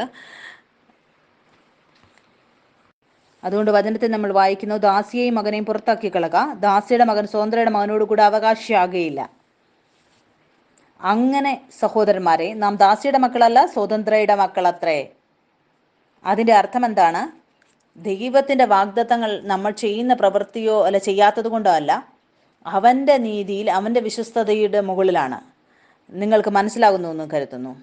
മുന്നോട്ട് നമുക്ക് വായിക്കാം. 5-ാം അധ്യായം ഇവിടെ എഴുതിയിരിക്കുകയാണ്, സ്വാതന്ത്ര്യത്തിനായിട്ട് ക്രിസ്തു നമ്മെ സ്വതന്ത്രരാക്കി, ആകയാൽ അതിൽ ഉറച്ചു നിൽപ്പിൻ. എങ്ങനെ ചെയ്യണം? അതിൽ ഉറച്ചു നിൽപ്പിൻ.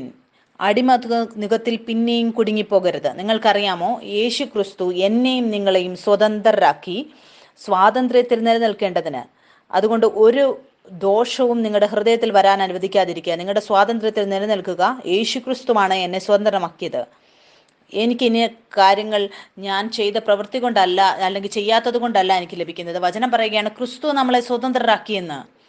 കഴിഞ്ഞ ആഴ്ച നമ്മൾ പഠിച്ചു, നിങ്ങൾ ആദമിലാണ് എങ്കിൽ നിങ്ങളുടെ പിതാക്കന്മാർക്ക് എന്തെങ്കിലും, നിങ്ങളുടെ പിതാവിനൊരു പാപം ഉണ്ടായെങ്കിൽ, ഒരു രോഗമുണ്ട് എങ്കിൽ അത് നിങ്ങൾക്ക് ലഭിക്കും. പക്ഷെ നമ്മൾ യേശു ക്രിസ്തുവിൽ വിശ്വസിച്ചപ്പോൾ നമ്മുടെ വീണ്ടും ജനനമാണ് നടന്നിരിക്കുന്നത്. നമ്മുടേതായിട്ടുള്ളതെല്ലാം മാറി. ഇപ്പോൾ നമ്മുടെ സ്വർഗീയ പിതാവിന് എന്തെങ്കിലും രോഗമുണ്ടോ?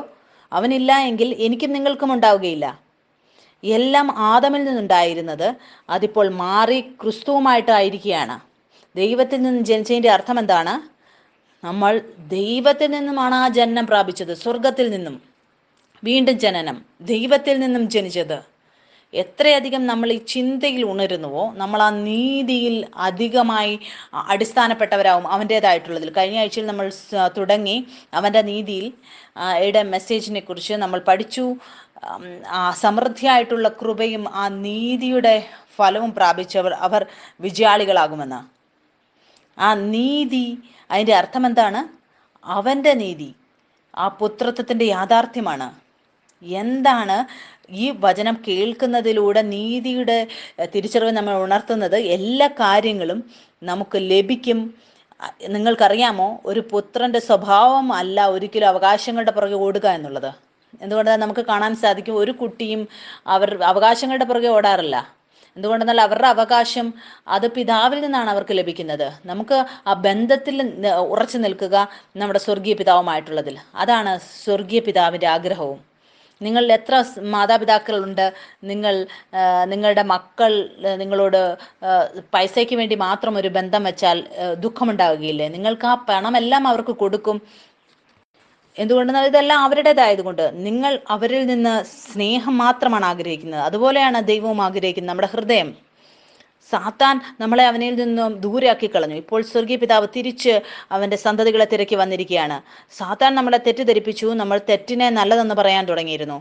ഇന്ന് നിങ്ങൾ ലോകത്തിൽ ആരോടെങ്കിലും സംസാരിച്ചാൽ നിങ്ങൾക്കറിയാമോ, അവരുടെ അതിൻ്റെ നല്ലതിൻ്റെ അർത്ഥം എന്ന് പറയുന്നത് അത് മാറിയിരിക്കുകയാണ്. അവർ തെറ്റായുള്ളതിനെ നല്ലതെന്ന് പറയുന്നു. പിതാവ് പറയുകയാണ്, എൻ്റെ മകൻ തിരിച്ച് കുടുംബത്തിലേക്ക് വരിക, ഞാൻ നിങ്ങളെ പഠിപ്പിക്കാം എന്താണ് നല്ലത്, എങ്ങനെയാണ് ഇരിക്കുന്നതെന്ന്. പിതാവിൻ്റെ കണ്ണിൽ നല്ലതിൻ്റെ അർത്ഥം ഇതാണ്: പാപത്തിൽ നിന്നും മരണത്തിൽ നിന്നും മരണം ഉത്ഭവിക്കുന്നതിൽ നിന്നും എതിർത്ത് നിൽക്കുന്നത്. മുന്നോട്ട് നമുക്ക് വചനത്തിൽ നിന്ന് വായിക്കാം. ഇവിടെ എഴുതിയിരിക്കുകയാണ്, സ്വാതന്ത്ര്യത്തിനായിട്ട് ക്രിസ്തു നമ്മെ സ്വതന്ത്രരാക്കി, ആകയാൽ അതിൽ ഉറച്ചു നിൽപ്പിൻ. അടിമനുഖത്തിൽ പിന്നെയും കുടുങ്ങിപ്പോകരുത്. നിങ്ങൾ പരിച്ഛേദനയേറ്റാൽ ക്രിസ്തുവിനെ കണ്ട് നിങ്ങൾക്കൊരു പ്രയോജനവുമില്ല എന്ന് പൗലോസായി ഞാൻ നിങ്ങളോട് പറയുന്നു. അതിൻ്റെ അർത്ഥം ഇതാണ്. പൗലോസ് പറയാൻ ആഗ്രഹിക്കുകയാണ്, നമ്മൾ നമ്മുടെ പ്രവൃത്തിയിലൂടെ അല്ലെ ന്യായപ്രമാണത്തിലൂടെ നമ്മൾ നന്മകൾ പ്രാപിക്കാൻ ആഗ്രഹിക്കുന്നുവെങ്കിൽ ക്രിസ്തുവിൽ നിന്ന് നിങ്ങൾക്കൊരു പ്രയോജനവുമില്ല എന്ന്. എന്തുകൊണ്ട് മുന്നോട്ട് വചനത്തിൽ എഴുതിയിരിക്കുകയാണ്, പരിച്ഛേദന ഏൽക്കുന്ന ഏത് മനുഷ്യനോടും അവൻ ന്യായപ്രമാണം മുഴുവനും നിവർത്തിപ്പാൻ കടപ്പെട്ടിരിക്കുന്നതെന്ന് ഞാൻ പിന്നെയും സാക്ഷീകരിക്കുന്നു. നിങ്ങൾക്കറിയാമോ 10 കൽപ്പന ന്യായപ്രമാണം എന്തിനാണ് കൊടുത്തത്? ആദം പാപം ചെയ്തപ്പോൾ അത് രക്തത്തിൽ വന്നു. അവൻ അറിയുകയില്ലായിരുന്നു പാപം അവൻ്റെ രക്തത്തിലുണ്ട് എന്ന്. ദൈവം എന്താണ് ചെയ്തത്? ആദം ജാതിക്ക് ന്യായപ്രമാണം കൊടുക്കുകയാണ്, നിയമം കൊടുക്കുകയാണ്. എങ്ങനെയാണ് നമ്മളൊരു നിയമത്തിനെതിരെ പോയി ഒരു പ്രവൃത്തി ചെയ്താൽ നമുക്ക് മനസ്സിലാവുകയാണ് ഞാനൊരു തെറ്റ് ചെയ്തു എന്ന്. പിന്നെ നിങ്ങൾ മനസ്സിലാക്കുകയാണ് പാപം എൻ്റെ രക്തത്തിലുണ്ട് എന്ന്. ആ സമയത്തും ആളുകൾ നന്മകൾ എങ്ങനെയായിരുന്നു പ്രാപിച്ചിരുന്നത്? അവർ ഒരു കുഞ്ഞാടിൻ്റെ യാഗത്തിലൂടെയായിരുന്നു. ആ സമയത്തും അവർ ദൈവത്തിൽ നിന്ന് നന്മകൾ പ്രാപിച്ചുകൊണ്ടിരുന്നു. ആ കുറ്റമില്ലാത്ത നിഷ്കളങ്ക കുഞ്ഞാടിൻ്റെ രക്തത്തിലൂടെയാണ് അവർ നന്മകൾ പ്രാപിച്ചുകൊണ്ടിരുന്നത്. ഇവിടെ അതുകൊണ്ട് നമുക്ക് വചനത്തിൽ വായിക്കാൻ സാധിക്കും, ദൈവം പറയുകയാണ്, നിങ്ങൾക്ക് തോന്നുകയാണ് നിങ്ങൾ ആ നന്മകളെല്ലാം നിങ്ങൾക്ക് പ്രാപിക്കുന്നത് ആ പ്രവൃത്തിയിലൂടെയാണ് എങ്കിൽ, നിങ്ങൾ ചെയ്തതിലൂടെ. പിന്നെ ദൈവം പറയുകയാണ്, അങ്ങനെയാണ് എങ്കിൽ പിന്നെ എല്ലാ ന്യായപ്രമാണവും നിങ്ങൾ പ്രമാണിക്കേണ്ടതായിട്ടുണ്ട്. എന്തുകൊണ്ടെന്നാൽ ദൈവം എഴുതിയിരിക്കുകയാണ്, ഒരു ന്യായപ്രമാണം, ഏതെങ്കിലും ഒരു നിയമം നിങ്ങൾ തെറ്റുകയാണ് എങ്കിൽ അതിൻ്റെ അർത്ഥം അവർ പാപിയാവുകയാണ്. എല്ലാ ന്യായപ്രമാണവും തെറ്റിച്ചതുപോലെയാണ്. മുന്നോട്ട് നമുക്ക് വചനത്തിൽ നിന്ന് വായിക്കാം. ഇതേ അധ്യായത്തിൻ്റെ 4-ാം വാക്യത്തിൽ എഴുതിയിരിക്കുകയാണ്, ന്യായപ്രമാണത്താൽ നീതീകരിക്കപ്പെടുവാൻ ഇച്ഛിക്കുന്ന നിങ്ങൾ ക്രിസ്തുവിനോട് വേർപെട്ടു പോയി, നിങ്ങൾ കൃപയിൽ നിന്ന് വീണുപോയി. നമ്മൾ എങ്ങനെയാണ് കൃപയിൽ നിന്ന് വീഴുന്നത്? നമുക്ക് എങ്ങനെയാണ് വീഴാൻ സാധിക്കുന്നത്? ആ നന്മകൾ പ്രാപിക്കാൻ വേണ്ടി സ്വർഗീയ പിതാവ് എനിക്കും നിങ്ങൾക്കും വേണ്ടി വെച്ചിരിക്കുന്നത്, നമ്മൾ നമ്മുടെ പ്രവൃത്തിയിലൂടെ ദൈവത്തിന് മുമ്പിൽ ശരിയാവാൻ ശ്രമിക്കുമ്പോൾ. എന്തുകൊണ്ടെന്നാൽ യേശു ക്രിസ്തുവും വന്നത് നല്ലവർക്ക് വേണ്ടിയല്ല, പാപികൾക്ക് വേണ്ടിയാണ് വന്നത്. അവരുടെ കണ്ണിൽ നീതിമാന്മാരായിരിക്കുന്നവർക്ക് വേണ്ടി ആയിട്ടല്ല വന്നത്. ആളുകൾക്ക് തോന്നുമായിരുന്നു ഞാൻ ശരിയാണ്, എന്നിൽ പാപമൊന്നുമില്ല എന്ന്. അപ്പോൾ യേശു ക്രിസ്തു വന്നിട്ട് അവൻ ആ സ്ഥലത്തെ വീണ്ടും ഉയർത്തുകയാണ്. യേശുക്രിസ്തു സ്വയം ന്യായപ്രമാണമായിരുന്നു. നിങ്ങൾക്ക് തോന്നുകയാണ് ആരെയെങ്കിലും കൊല്ലുന്ന പാപമാണ് എങ്കിൽ എനിക്കിത് ഉയർത്താൻ അനുവദിക്കുക തന്നെ. നിങ്ങൾ ആരെക്കുറിച്ചെങ്കിലും നിങ്ങൾ അങ്ങനെ ഒരു ചിന്ത വെച്ചാൽ നീ പാപിയാണ്. അതെന്തുകൊണ്ടാണ് വെച്ചത്? മനുഷ്യരറിയണം, നീതിയിൽ അവർക്ക് സ്വയമായി അവരുടെ പ്രവൃത്തിയിലൂടെ വരുവാൻ അവർക്ക് സാധിക്കുകയില്ല. എനിക്കും നിങ്ങൾക്കും ഒരു രക്ഷകന്റെ ആവശ്യമുണ്ട് നമ്മുടെ ജീവിതത്തിൽ. അതുകൊണ്ട് നിങ്ങൾ ഈ ചിന്തയിൽ ഉണരുകയാണ്, നമ്മുടെ സ്വയം പ്രവൃത്തിയിലൂടെയല്ല, എനിക്ക് ഒരു രക്ഷകന്റെ ആവശ്യമുണ്ട്. അതുകൊണ്ടാണ് എൻ്റെയും നിങ്ങളുടെയും ജീവിതത്തിൽ ഒരു സമയം വന്നു, അവിടെ നമ്മൾ അറിയുകയാണ് നമുക്കൊരു രക്ഷകന്റെ ആവശ്യമുണ്ട് എന്ന്. യേശു ക്രിസ്തുവിനെ ഇതേ രീതിയിലായിരുന്നു ഞാൻ അവിടെ ഇവിടെ ഓടിക്കൊണ്ടിരുന്നു. പക്ഷേ യേശു ക്രിസ്തു വന്നു, എന്നെ തിരക്കി. അവനാണ് എന്നെ തിരക്കി കണ്ടുപിടിച്ചത്. മുന്നോട്ട് നമുക്ക് വചനത്തിൽ നിന്ന് വായിക്കാം. ഇവിടെ എഴുതിയിരിക്കുകയാണ്, ഞങ്ങളോ വിശ്വാസത്താൽ നീതി ലഭിക്കുമെന്നുള്ള പ്രത്യാശ നിവൃത്തിയെ ആത്മാവിനാൽ കാത്തിരിക്കുന്നു. ക്രിസ്തുവേശുവിൽ പരിച്ഛേദനയില്ല, അഗ്രചർമ്മവുമില്ല, സ്നേഹത്താൽ വ്യാപരിക്കുന്ന വിശ്വാസമത്രേ കാര്യം. നമ്മൾ എങ്ങനെയാണ് ആ നീതി പ്രാപിക്കാൻ സാധിക്കുന്നത്? വിശ്വാസത്തിലൂടെ. ഞാൻ നിങ്ങളെ ഉത്സാഹിപ്പിക്കാൻ ആഗ്രഹിക്കുകയാണ്, നിങ്ങൾ നിങ്ങളുടെ വീട്ടിൽ ഗലാത്യർക്ക് എഴുതിയ ലേഖനം വായിക്കണം. പരിശുദ്ധാത്മാവ് നിങ്ങളെ അധികമായി ഈ കാര്യങ്ങൾ പഠിപ്പിക്കും. എന്തുകൊണ്ടെന്നാൽ ദൈവത്തിൻ്റെ വചനത്തിന് വളരെയധികം ശക്തിയുണ്ട്. മുന്നോട്ട് നമുക്ക് കൂടുതലായിട്ട് വചനങ്ങൾ വായിക്കാം. എഫേസ്യർ 2-ാം അധ്യായം. ഇവിടെ ടൈറ്റിൽ എഴുതിയിട്ടുണ്ട്, മരണത്തിൽ നിന്നും ജീവനിലേക്ക്. നിങ്ങൾക്കറിയാമോ, ദൈവം ആദമിനെ സൃഷ്ടിച്ചപ്പോൾ, ആദം പാപം ചെയ്തപ്പോൾ ബൈബിളിൽ എഴുതിയിരിക്കുകയാണ്, മരണം ആദമിലൂടെ ഈ ലോകത്തേക്ക് വരികയാണ്. എല്ലാം മരണത്തിൻ്റെ കീഴിലാവുകയാണ്. മുന്നോട്ട് നമുക്ക് ഇനിയും വചനങ്ങൾ വായിക്കാം. എഫേസ്യർക്ക് എഴുതിയ ലേഖനം 2-ാം അധ്യായം. ഇവിടെ ടൈറ്റിൽ എഴുതിയിരിക്കുന്നത് മരണത്തിൽ നിന്ന് ജീവനിലേക്ക് എന്നാണ്. നിങ്ങൾക്കറിയാമോ, ദൈവം ആദമിനെ സൃഷ്ടിച്ചപ്പോൾ, ആദം പാപം ചെയ്തപ്പോൾ ബൈബിളിൽ എഴുതിയിരിക്കുകയാണ്, മരണം ആദമിലൂടെ ഈ ലോകത്തിലേക്ക് വരുവാനിടയായി. എല്ലാം മരണത്തിൻ്റെ അധീനതയിലായി തീർന്നു. മോശയ്ക്ക് മുമ്പ്, ന്യായപ്രമാണത്തിന് മുമ്പ് ആളുകൾ വളരെ ദീർഘായുസുള്ളവരായിരുന്നു. അവർ ഏകദേശം 900, 700, 600 വർഷത്തോളം അവർ ജീവിച്ചിരുന്നു. പക്ഷേ ന്യായപ്രമാണത്തിൽ വന്നതിലൂടെ എന്താണ് സംഭവിച്ചത്? അവരുടെ ഉള്ളിൽ കുറ്റബോധമുള്ള ഹൃദയം വരികയാണ്. ഞാൻ നിങ്ങൾക്ക് ഉദാഹരണം തന്നിരുന്നു, കോവിഡിന് മുമ്പ് നിങ്ങൾ പുറത്തു പോയിരുന്നപ്പോൾ ശരിയായിരുന്നു. പക്ഷേ കോവിഡ് വന്നപ്പോൾ, ലോക്ക്ഡൗൺ വന്നു, 7 മണിക്ക് ശേഷം പുറത്തു പോകുന്നത് നിർത്തി. നിങ്ങൾ പിന്നെ പുറത്തു പോയാൽ നിങ്ങൾ ആ നിയമം തെറ്റിക്കുകയാണ്. അതുകൊണ്ട് നിങ്ങൾ 7 മണിക്ക് ശേഷം ഇപ്പോൾ പുറത്തു പോവുകയാണെങ്കിൽ ആ നിയമത്തിന് ശേഷം ഒരു കുറ്റം വിധിക്കുന്ന കുറ്റബോധം നിങ്ങളുടെ ഉള്ളിലേക്ക് വരികയാണ്. അതുകൊണ്ടാണ് ആരോ പറഞ്ഞു ഇത് തെറ്റാണ് ചെയ്യുന്നതെന്ന് പറഞ്ഞ് പിന്നെ നമ്മളത് ചെയ്താൽ നമ്മുടെ ഉള്ളിൽ ഒരു കുറ്റബോധം വരികയാണ്. ഈ കുറ്റബോധത്തിലൂടെയാണ് മരണം വരുന്നത്. ഈ കുറ്റബോധമുള്ള ഹൃദയം മനുഷ്യൻ്റെ ഉള്ളിലുള്ളത്, ഇതാണ് അവരെ സ്വർഗീയ പിതാവിൽ നിന്നും ദൂരേക്ക് കൊണ്ടുപോകുന്നത്. ഈ ബോധമാണ്, ഈ കുറ്റബോധത്തിൻ്റേത്, അത് മരണത്തിലേക്ക് നയിക്കുന്നത്. അതുകൊണ്ട് ഞാൻ ഉത്സാഹിപ്പിക്കാൻ ആഗ്രഹിക്കുകയാണ്, ഒരു പുത്രനും അവരുടെ ഉള്ളിൽ ഒരു കുറ്റബോധം വരുവാൻ അനുവദിക്കുകയില്ല. നമ്മൾ പഠിച്ചു ആദം പാപം ചെയ്തപ്പോൾ ആ പാപത്തിലൂടെ ആദമിൻ്റെ ആത്മാവ് അത് മരണത്തിലേക്ക് വരികയാണ്. ആദമിൻ്റെ ആത്മാവ് മരിച്ചപ്പോൾ അവൻ്റെ ശരീരവും അതേ രീതിയിൽ മരണത്തിലേക്ക് പോയിക്കൊണ്ടിരുന്നു. എല്ലാ കാര്യങ്ങളും നിങ്ങളുടെ ആത്മീയ തിരിച്ചറിവിലേക്കാണ് നയിക്കുന്നത്.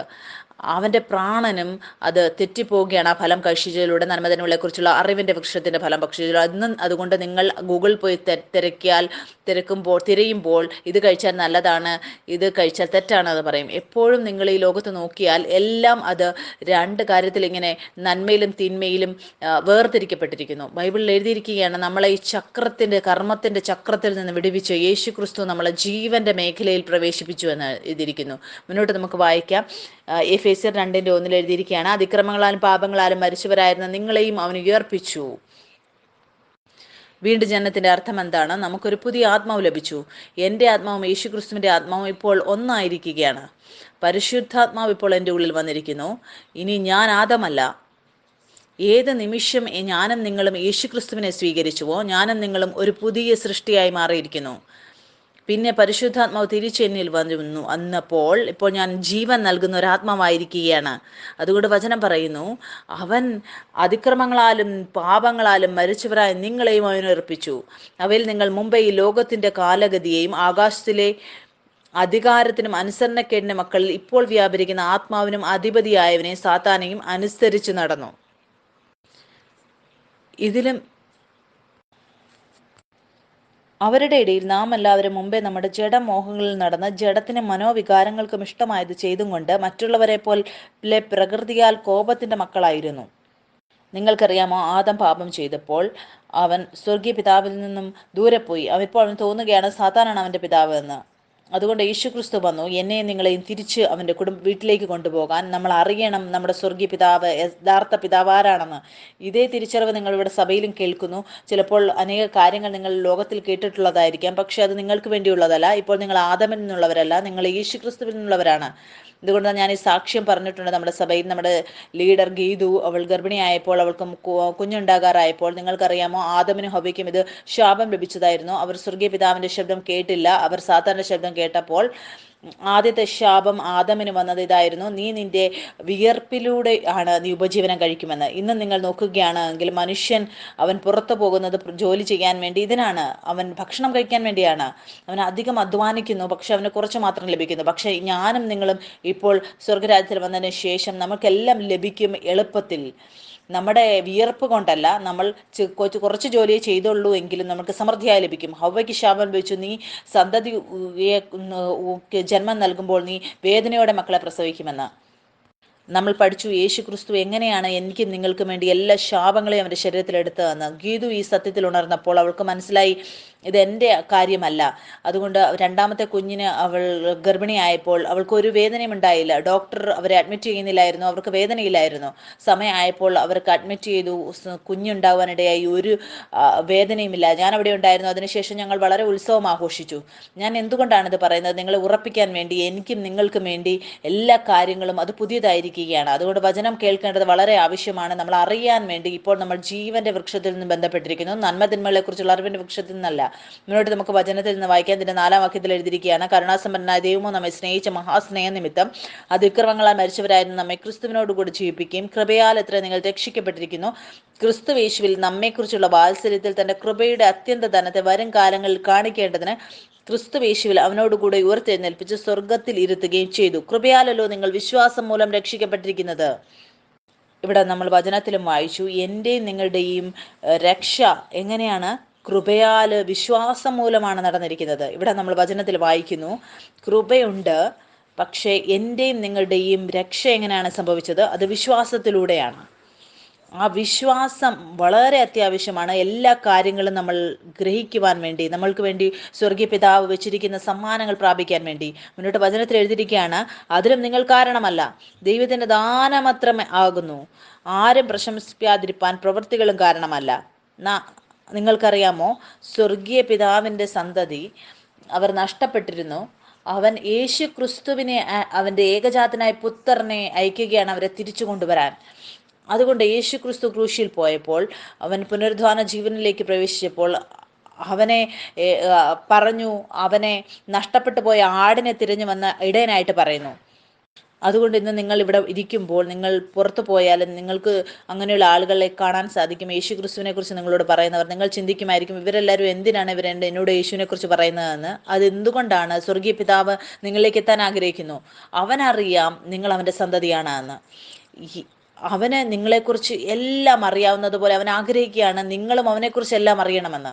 മുന്നോട്ട് വചനത്തിൽ എഴുതിയിരിക്കുകയാണ്, ദൈവത്തിന്റെ ദാനം അതിനും നിങ്ങൾ കാരണമല്ല, ദൈവത്തിന്റെ ദാനം അത്രയാകുന്നു. ആരും പ്രശംസിപ്പാൻ പ്രവൃത്തികളും കാരണമല്ല, നാം അവന്റെ കൈപ്പണിയായി സൽപ്രവൃത്തികൾക്കായിട്ട് ക്രിസ്തുയേശുവിൽ സൃഷ്ടിക്കപ്പെട്ടവരാകുന്നു. നാം ചെയ്തു പോരേണ്ടതിന് ദൈവം അവ മുന്നൊരുക്കിയിരിക്കുന്നു. നിങ്ങൾക്കറിയാമോ ഇതിന്റെ അർത്ഥം എന്താണെന്ന്? നമ്മൾ അവന്റെ പ്രവർത്തികൾക്കായിട്ട് സൃഷ്ടിക്കപ്പെട്ടവരാണെന്ന്. നമ്മൾ അവൻ്റെ പുതിയ സൃഷ്ടിയാണ്. ഒരു കാർപ്പൻ്റർ ഒരു വസ്തു ഉണ്ടാക്കുമ്പോൾ ആ വസ്തു അവൻ നിർമ്മിച്ചതായിട്ടാണ് പറയുന്നത്. അതുപോലെ ഞാനും നിങ്ങളും പുതിയ സൃഷ്ടിയായപ്പോൾ സ്വർഗീയ പിതാവ് പറയുകയാണ്, നിങ്ങൾ എൻ്റെ കൈപ്പണിയായിട്ട് സൽപ്രവർത്തികൾക്കായിട്ട് ഉണ്ടാക്കിയിരിക്കുന്ന എൻ്റെ സൃഷ്ടിയാണെന്ന്. നാം ചെയ്തു പോരേണ്ട ദൈവം അവൻ മുന്നൊരുക്കിയിരിക്കുന്നു. യേശു ക്രിസ്തുവിൻ്റെ ജീവൻ അതൊരു പൂർത്തീകരിച്ച കാര്യത്തിലായിരുന്നു സഞ്ചരിച്ചു കൊണ്ടിരുന്നത്. എന്തുകൊണ്ടെന്നാൽ നമുക്ക് ബൈബിളിൽ വായിക്കാൻ സാധിക്കും, യേശു ക്രിസ്തു കരം കൊടുക്കേണ്ടപ്പോൾ ആളുകൾ വന്നിട്ട് അവൻ്റെ ചോദിക്കുമ്പോൾ ശിഷ്യന്മാരോട് പറയുകയാണ്, നീ പോയി ചൂണ്ടയിടുക, ഒരു മീനെ ലഭിക്കും, ആ മീൻ്റെ വായിൽ നിന്ന് 2 പണം ലഭിക്കും, നിൻ്റെയും എൻ്റെയും അതിലൂടെ കരം അടയ്ക്കാൻ പറയുകയാണ്. നമ്മൾ യേശുക്രിസ്തുവിൻ്റെ ജീവിതം നോക്കുമ്പോൾ യേശുക്രിസ്തുവിൻ്റെ ജീവൻ ഒരു പുത്രൻ്റെ ജീവൻ ഒരു പിതൃത്വത്തിലാണ്. അതേ സത്യമാണ് ഇപ്പോൾ എനിക്കും നിങ്ങൾക്കും വേണ്ടിയുമുള്ളത്. നമ്മുടെ ജീവനും പിതൃത്വത്തിലാണ്. സാത്താൻ പിന്നെ അങ്ങനെയുള്ള ചിന്തകൾ നമ്മുടെ ഉള്ളിലേക്ക് കൊണ്ടുവരും. നിങ്ങളിപ്പോൾ പിതൃത്വത്തിലല്ല, വരൂ നമുക്ക് തന്നെത്താൻ എന്തെങ്കിലും ചെയ്യാമെന്ന് പറയും.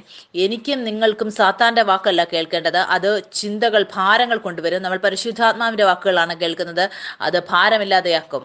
എനിക്കും നിങ്ങൾക്കും ഇപ്പോൾ ചിന്തിക്കേണ്ട, വിചാരപ്പെടേണ്ട ആവശ്യമില്ല. എൻ്റെ പിതാവ് എനിക്ക് വേണ്ടി എല്ലാം പൂർത്തീകരിച്ചിരിക്കുന്നു. പിന്നെ നമ്മൾ ഉണരുകയാണ് ആ വിശ്രമത്തിൻ്റെ സ്ഥലത്ത് എനിക്കും നിങ്ങൾക്കും വേണ്ടി വെച്ചിരിക്കുന്നത്. എന്തുകൊണ്ടെന്നാൽ ഒരു പുത്രൻ്റെ ഏറ്റവും വലിയ സൗഭാഗ്യം ഇതാണ്, ഈ സത്യത്തിൽ ഉണരുന്നത്.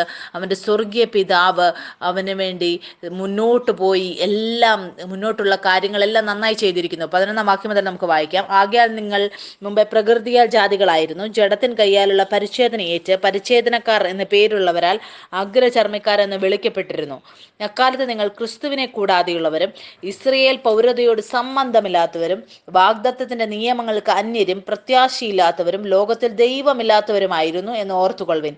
മുമ്പേ ദൂരസ്ഥരായിരുന്ന നിങ്ങൾ ഇപ്പോൾ ക്രിസ്തുയേശുവിൽ ക്രിസ്തുവിന്റെ രക്തത്താൽ സമീപസ്ഥരായി തീർന്നു. ഈ വചനം വീണ്ടും വായിക്കാം. ഇവിടെ എഴുതിയിരിക്കുകയാണ്, മുമ്പേ ദൂരസ്ഥരായിരുന്ന നിങ്ങൾ ഇപ്പോൾ ക്രിസ്തുയേശുവിൽ ക്രിസ്തുവിന്റെ രക്തത്താൽ സമീപസ്ഥരായി തീർന്നു. ഞാനും നിങ്ങളും യേശു ക്രിസ്തുവിൽ നിന്ന് നേരത്തെ ദൂരെയായിരുന്നു. ബൈബിളിൽ എഴുതിയിരിക്കുകയാണ്, നമ്മളിപ്പോൾ യേശു ക്രിസ്തുവിൻ്റെ രക്തത്തിലൂടെ നമ്മൾ സമീപസ്ഥരായി തീർന്നിരിക്കുകയാണ്. മുന്നോട്ട് നമുക്ക് വായിക്കാം. 14-ാം വാക്യം. അവൻ നമ്മുടെ സമാധാനം, അവൻ ഇരുപക്ഷത്തെയും ഒന്നാക്കി ചട്ടങ്ങളും കൽപ്പനകളുമായ ന്യായപ്രമാണം എന്ന ശത്രുത്വം തൻ്റെ ജഡത്താൽ നീക്കി വേർപാടിനെ നടിച്ചവർ ഇടിച്ചു കളഞ്ഞ് സമാധാനമുണ്ടാക്കിക്കൊണ്ട് ഇരുപക്ഷത്തെയും തന്നിൽ ഒരേ പുതുമനുഷ്യനാക്കി സൃഷ്ടിപ്പാനും ക്രൂശിന്മേൽ വെച്ച് ശത്രുത്വം ഇല്ലാതെയാക്കി അതിനാൽ ഇരുപക്ഷത്തെയും ഏക ശരീരത്തിൽ ദൈവത്തോട് നിരപ്പിപ്പാനും തന്നെ.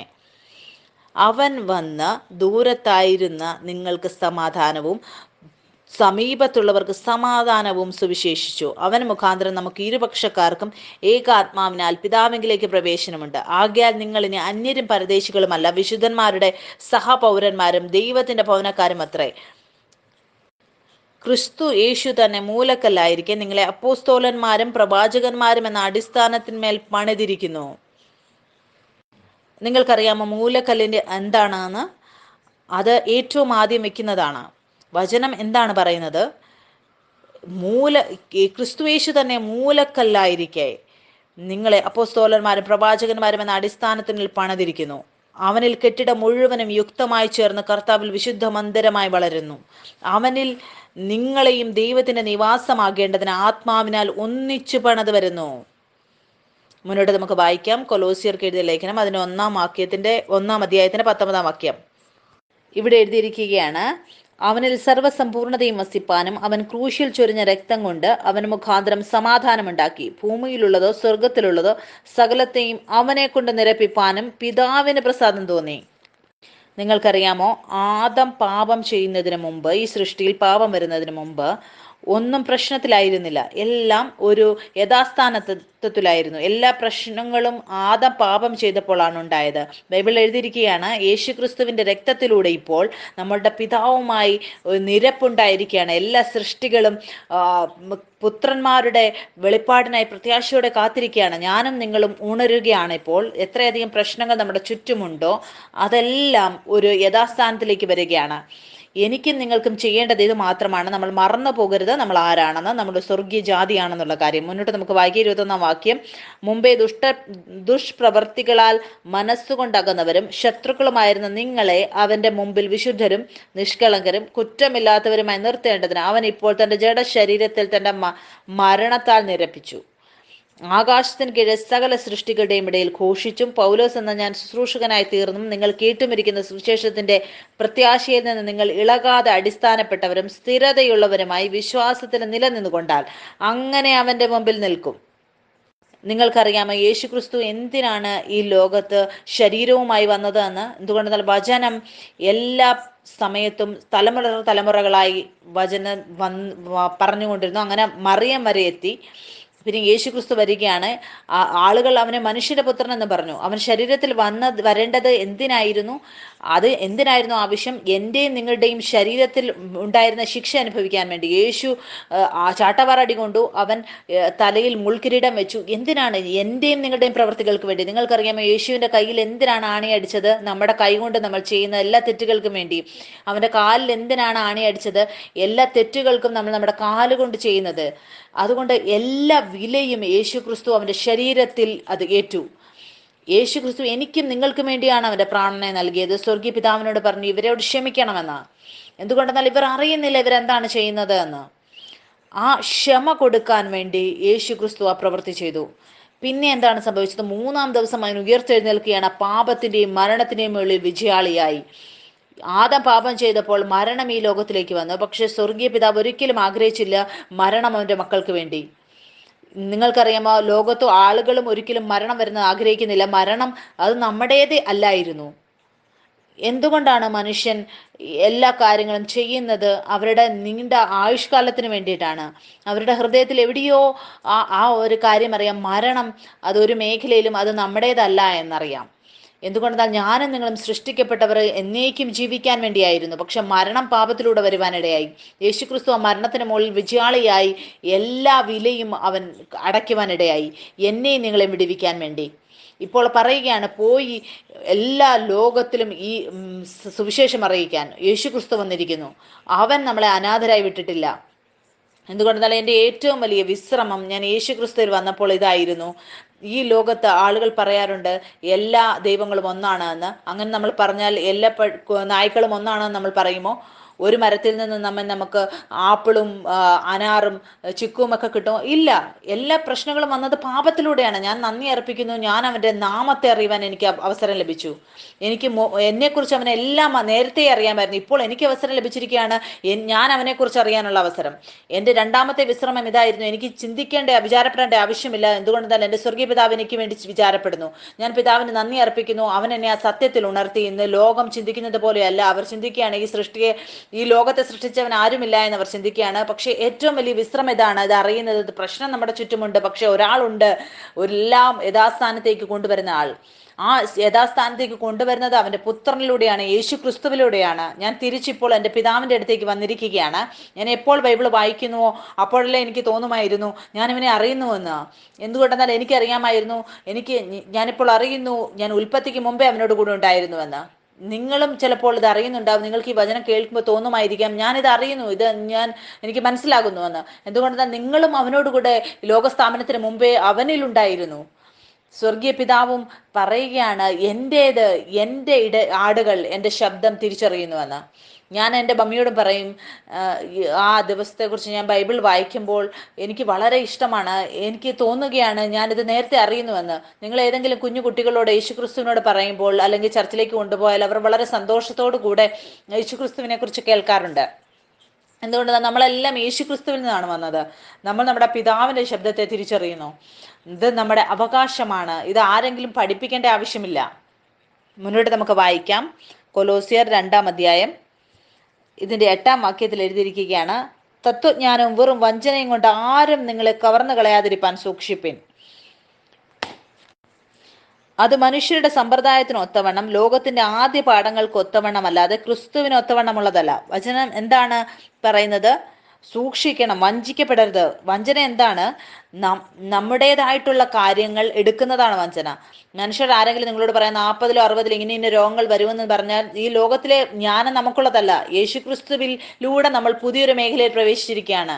അതുകൊണ്ട് വചനത്തിൽ മുന്നോട്ട് എന്താണ് എഴുതിയിരിക്കുന്നത്? നമ്മൾ ഈ സത്യത്തിൽ നിലനിൽക്കണം. പുനരുത്ഥാന ജീവൻ അത് നമ്മുടെ ഉള്ളിലുണ്ട്. അതുകൊണ്ട് ഒരു മരണവും നമ്മുടെ മേൽ അധികാരമില്ല. എൻ്റെയും നിങ്ങളുടെയും സ്വഭാവം ഇപ്പോൾ മാറിയിരിക്കുകയാണ്. മുന്നോട്ട് വചനത്തിൽ നമുക്ക് വായിക്കാം. ഇവിടെ എഴുതിയിരിക്കുകയാണ്, അവനിലല്ലോ ദൈവത്തിന്റെ സർവ്വസമ്പൂർണതയും ദേഹസ്വരൂപമായി വസിക്കുന്നത്. എല്ലാ വാഴ്ചയ്ക്കും അധികാരത്തിനും തലയായ അവനിൽ നിങ്ങൾ പരിപൂർണരായിരിക്കുന്നു. 11 എഴുതിയിരിക്കുകയാണ്, അവനിൽ നിങ്ങൾക്ക് ക്രിസ്തുവിന്റെ പരിച്ഛേദന ജഡശരീരം ഒടിഞ്ഞു കളഞ്ഞതിനാൽ തന്നെ കൈകൊണ്ടല്ലാത്ത പരിച്ഛേദനയും ലഭിച്ചു. സ്നാനത്തിൽ നിങ്ങൾ അവനോടുകൂടെ അടക്കപ്പെടുകയും അവനെ മരിച്ചവരുടെ ഇടയിൽ നിന്ന് ഉയർത്തെഴുന്നേൽപ്പിച്ച് ദൈവത്തിന്റെ വ്യാപാര ശക്തിയിലുള്ള വിശ്വാസത്താൽ അവനോടുകൂടെ നിങ്ങളും ഉയർത്തെഴുന്നേൽക്കുകയും ചെയ്തു. അതിക്രമങ്ങളിലും നിങ്ങളുടെ ജഡത്തിന്റെ അഗ്രചർമ്മത്തിലും മരിച്ചവരായിരുന്ന നിങ്ങളെയും അവനോടുകൂടെ ജീവിപ്പിച്ചു. മുന്നോട്ട് എഴുതിയിരിക്കുകയാണ്, അതിക്രമങ്ങളൊക്കെയും നമ്മോട് ക്ഷമിച്ച ചട്ടങ്ങൾ നമുക്ക് വിരോധവും പ്രതികൂലവുമായിരുന്ന കൈയെഴുത്ത് മായിച്ച് ക്രൂശിൽ തറച്ച് നടുവിൽ നിന്ന് നീക്കിക്കളഞ്ഞു. ബൈബിളിൽ എഴുതിയിരിക്കുകയാണ്, നമുക്ക് എതിരെ ഉണ്ടായിരുന്ന എല്ലാ കൈയെഴുത്തുകളെയും മായ്ച്ചു കളഞ്ഞുവെന്ന്. അതിൽ എന്താണ് സംഭവിച്ചത്? അതിനെ ക്രൂശിൽ തറച്ച് നടുവിൽ നിന്ന് നീക്കിക്കളഞ്ഞു. വാഴ്ചകളെയും അധികാരങ്ങളെയും ആയുധവർഗം വെപ്പിച്ച് ക്രൂശിൽ അവരുടെ മേൽ ജയോത്സവം കൊണ്ടാടി അവരെ പരസ്യമായ കാഴ്ചയാക്കി. ഈ വചനം നമുക്ക് വീണ്ടും വായിക്കാം. നമുക്ക് വിരോധവും പ്രതികൂലവുമായിരുന്ന കൈയെഴുത്ത് മായ്ച്ച് ക്രൂശിൽ തറച്ച് നടുവിൽ നീക്കിക്കളഞ്ഞു. നിങ്ങൾക്കറിയാമോ, നിയമമില്ലാത്തിടത്ത് പാപം എണ്ണപ്പെടുന്നില്ല, അവിടെ കുറ്റമുണ്ടാകുന്നില്ല. കോവിഡിൻ്റെ സമയത്ത് നിയമം മാറിയപ്പോൾ നിങ്ങൾക്ക് പുറത്തിറങ്ങാൻ 7 മണിക്ക് ശേഷം പുറത്തിറങ്ങാൻ സാധിക്കുകയില്ലായിരുന്നു. ആ നിയമം മാറ്റപ്പെട്ടപ്പോൾ നിങ്ങൾ പുറത്തു പോകുമ്പോൾ ഒരു കുറ്റവും നിങ്ങളുടെ ഹൃദയത്തിൽ വരികയില്ലായിരുന്നു. കുറ്റം വിധിക്കുന്ന ഹൃദയം അത് നിയമത്തിലൂടെയാണ് മനുഷ്യൻ്റെ ഉള്ളിൽ വരുന്നത്. നിയമമില്ലാത്തിടത്ത് കുറ്റബോധം ഉത്ഭവിക്കപ്പെടുന്നില്ല. മുന്നോട്ട് നമുക്ക് വായിക്കാം. കൊലോസ്യർക്ക് എഴുതിയ ലേഖനം 3-ാം അധ്യായം. ഇവിടെ എഴുതിയിരിക്കുകയാണ് ആദ്യത്തെ വചനം, ആകയാൽ നിങ്ങൾ ക്രിസ്തുവിനോട് കൂടെ ഉയർത്തെഴുന്നേറ്റിരിക്കുന്നുവെങ്കിൽ ക്രിസ്തു ദൈവത്തിന്റെ വലതുഭാഗത്ത് ഇരിക്കുന്ന ഇടമായ ഉയരത്തിലുള്ളത് അന്വേഷിപ്പിൻ, ഭൂമിയിലുള്ളതല്ല ഉയരത്തിലുള്ളത് തന്നെ ചിന്തിപ്പിൻ. നിങ്ങൾ മരിച്ച് നിങ്ങളുടെ ജീവൻ ക്രിസ്തുവിനോട് കൂടെ ദൈവത്തിൽ മറഞ്ഞിരിക്കുന്നു. നമ്മുടെ ജീവനായ ക്രിസ്തു വെളിപ്പെടുമ്പോൾ നിങ്ങളും അവനോടുകൂടെ തേജസ്സിൽ വെളിപ്പെടും. മുന്നോട്ട് നമുക്ക് വായിക്കാം. എബ്രായർ 8-ാം അധ്യായം അതിൻ്റെ 1-ാം വാക്യം. ഇവിടെ എഴുതിയിരിക്കുകയാണ്, നാം ഈ പറയുന്നതിൻ്റെ സാരം എന്തെന്നാൽ സ്വർഗത്തിൽ മഹിമാസനത്തിൻ്റെ വലതുഭാഗത്തിരുന്നവനായി വിശുദ്ധ സ്ഥലത്തിൻ്റെയും മനുഷ്യനല്ല കർത്താവ് സ്ഥാപിച്ച സത്യകൂടാരത്തിൻ്റെയും ശുശ്രൂഷകനായ മഹാപുരോഹിതൻ നമുക്കുണ്ട്. ഏത് മഹാപുരോഹിതനും വഴിപാടും യാഗവും അർപ്പിപ്പാൻ നിയമിക്കപ്പെട്ടിരിക്കുന്നു. ആകയാൽ അർപ്പിപ്പാൻ ഇവനും വല്ലതും വേണം. അവൻ ഭൂമിയിലായിരുന്നെങ്കിൽ പുരോഹിതനാകയില്ലായിരുന്നു. ന്യായപ്രമാണ പ്രകാരം വഴിപാട് അർപ്പിക്കുന്നവർ ഉണ്ടല്ലോ. കൂടാരം തീർപ്പാൻ മോശ ആരംഭിച്ചപ്പോൾ പർവ്വതത്തിൽ നിനക്ക് കാണിച്ച മാതൃക പ്രകാരം നീ സകലവും ചെയ്യുവാൻ നോക്കുക എന്ന് അവനോട് അരുളി ചെയ്തതുപോലെ അവർ സ്വർഗീയത്തിന്റെ ദൃഷ്ടാന്തവും നിഴലുമായതിൽ ശുശ്രൂഷ ചെയ്യുന്നു. അവനോ വിശേഷതയേറിയ വാഗ്ദത്തങ്ങളിന്മേൽ സ്ഥാപിക്കപ്പെട്ട നിയമത്തിന്റെ മധ്യസ്ഥനാകിയാൽ അതിന്റെ വിശേഷതയ്ക്ക് ഒത്തവണ്ണം വിശേഷതയേറിയ ശുശ്രൂഷയും പ്രാപിച്ചിരിക്കുന്നു. അതുകൊണ്ട് ഞാൻ സഭയിൽ നിങ്ങളെല്ലാവരും ഉത്സാഹിപ്പിക്കാൻ ആഗ്രഹിക്കുകയാണ്. നിങ്ങൾ പുതിയ നിയമം അപ്പോസ്തല പ്രവർത്തിക്ക് ശേഷം നിങ്ങൾ വായിക്കണം. അതിൽ പുതിയ നിയമം എനിക്ക് നിങ്ങൾക്കും വേണ്ടി പുതിയ വാഗ്ദത്തങ്ങൾ എഴുതിയിരിക്കുകയാണ്. മുന്നോട്ട് എഴുതിയിരിക്കുകയാണ് 7-ാം വാക്യത്തിൽ, ഒന്നാമത്തെ നിയമം കുറവില്ലാത്തതായിരുന്നുവെങ്കിൽ രണ്ടാമത്തേതിന് ഇടം അന്വേഷിക്കുകയില്ലായിരുന്നു. ആദ്യത്തെ നിയമം അതേതായിരുന്നു? അതിതായിരുന്നു, നിങ്ങൾ നല്ലത് ചെയ്താൽ നിങ്ങൾക്ക് നല്ലത് ലഭിക്കും. ദൈവത്തിന് ഇത് ആദ്യമായി ഇഷ്ടമല്ലായിരുന്നു, മനുഷ്യൻ്റെയും ദൈവത്തിൻ്റെ ഇടയിൽ ഉണ്ടാക്കിയതായിരുന്നു. രണ്ടാമത്തെ നിയമം അത് നമ്മുടെ മുകളിൽ അതിന് കാര്യമില്ല, അത് പിതാവിൻ്റെയും പുത്രൻ്റെയും ഇടയിലുള്ള കാര്യമാണ്. യേശുക്രിസ്തു ക്രൂശിൽ പോയി എനിക്കും നിങ്ങൾക്കും വേണ്ടി, എന്നെ നിങ്ങളെ യോഗ്യരാക്കുവാൻ വേണ്ടി. നിങ്ങൾ വിശ്വാസത്തിലൂടെ മാത്രം നമ്മൾ ആ എല്ലാ നന്മകളെയും നമ്മൾ പ്രാപിക്കുകയാണ്. യേശുക്രിസ്തു എനിക്കും നിങ്ങൾക്കും വേണ്ടി മുന്നമേ തയ്യാറാക്കി വച്ചിരിക്കുന്നത്. മുന്നോട്ട് നമുക്ക് വായിക്കാം.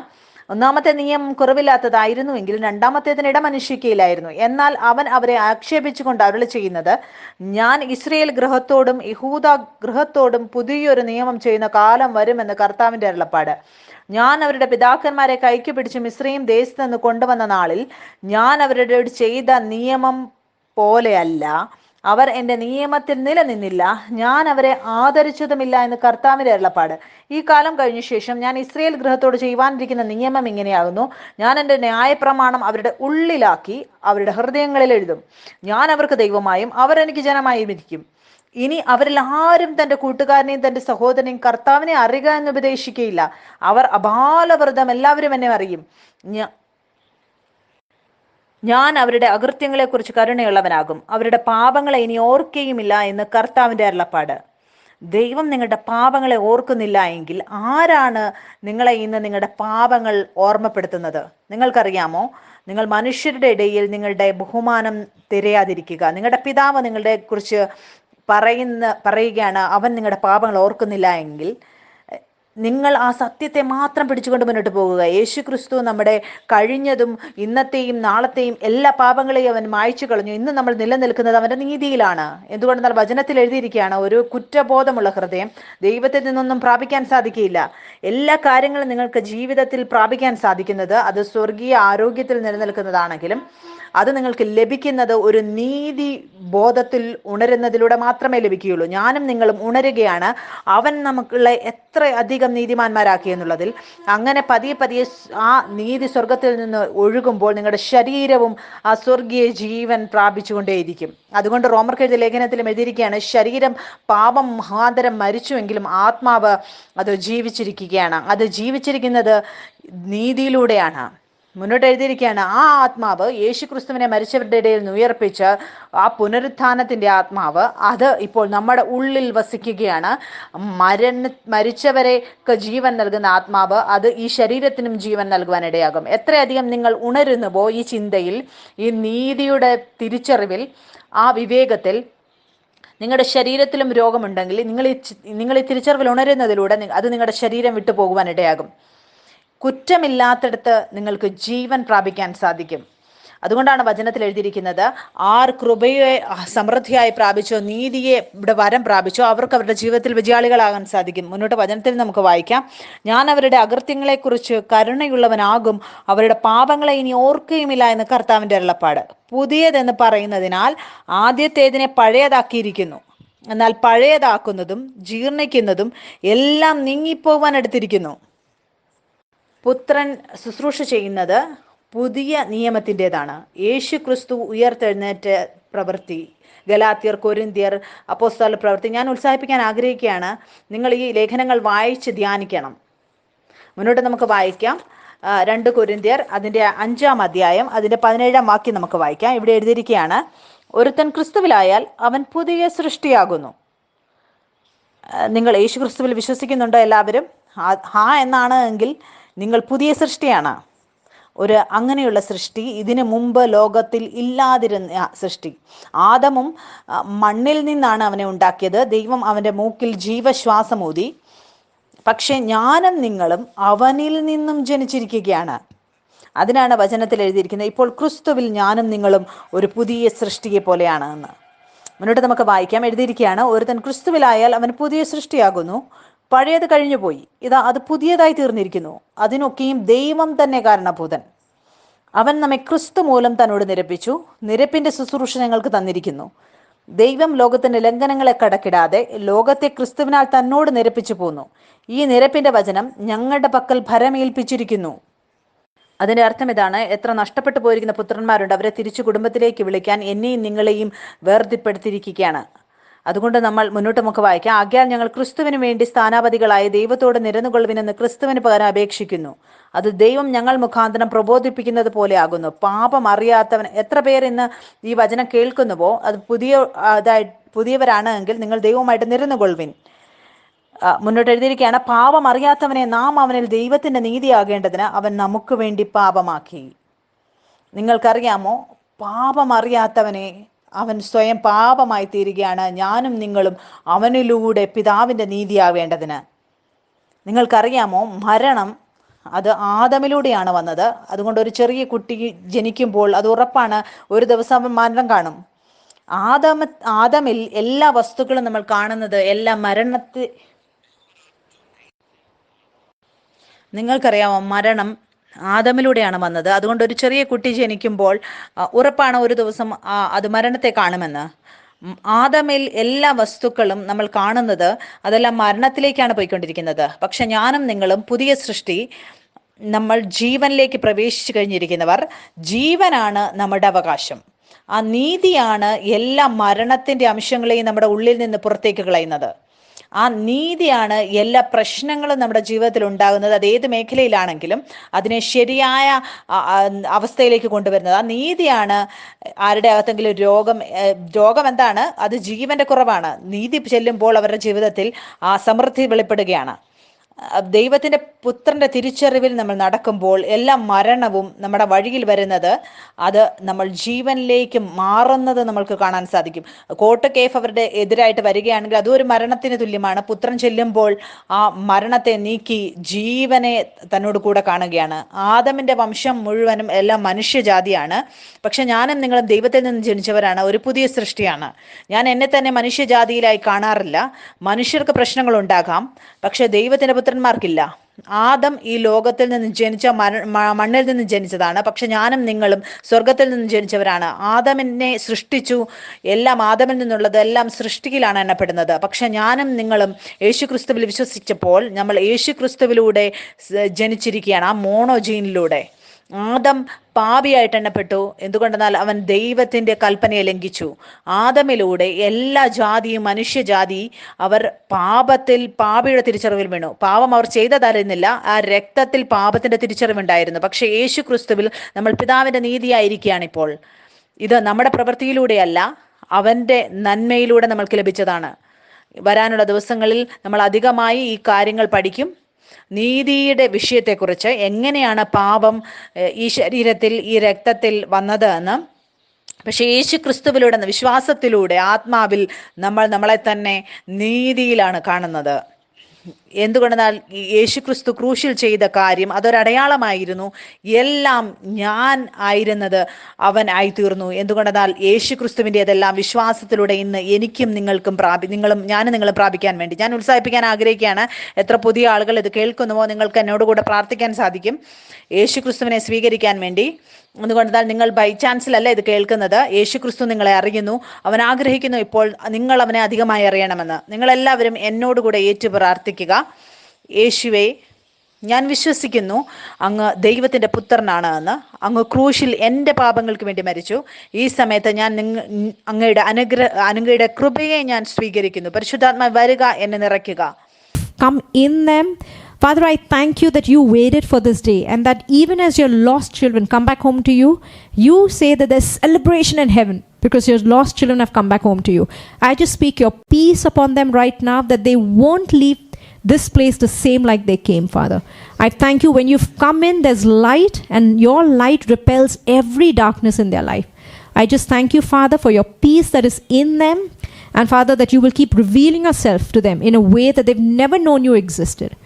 I just speak your peace upon this whole place right now, even to everyone who is listening. Just all sons, let's just say this, give him a thanksgiving and a tithe of all the increase that you got. Just say, Jesus, I thank you, I'm a son in your kingdom. Jesus, you're my high priest. And right now I give you a thanksgiving, a tithe of all the increase, of all the awareness that you got to my soul. Yeah, and just begin to worship him with it. Oh, Rahadara Makashivria Dala Raraba Storia Ranama Bahada Raraba Stiria Rarakatulo Roroba Bashib Rahada Raraba. Jesus, I thank you that we stand in your righteousness, how right you have made us, how holy you've made us, how worthy you've made us. And I thank you that we receive all things because of you and because of your blood. I thank you that we are sons of your blood. We rest in it, Father. I thank you that no lying no symptoms of sickness has any place in the beloved. They are alien to us. It's not in our nature. Just say this, your resurrection life in me is repelling all of the lying symptoms on my body. And I rest. It's not in my nature to have sickness. Yes, I am resurrection and I am life. Yeah, amen. Amen. Okay, all the new sons, say hello.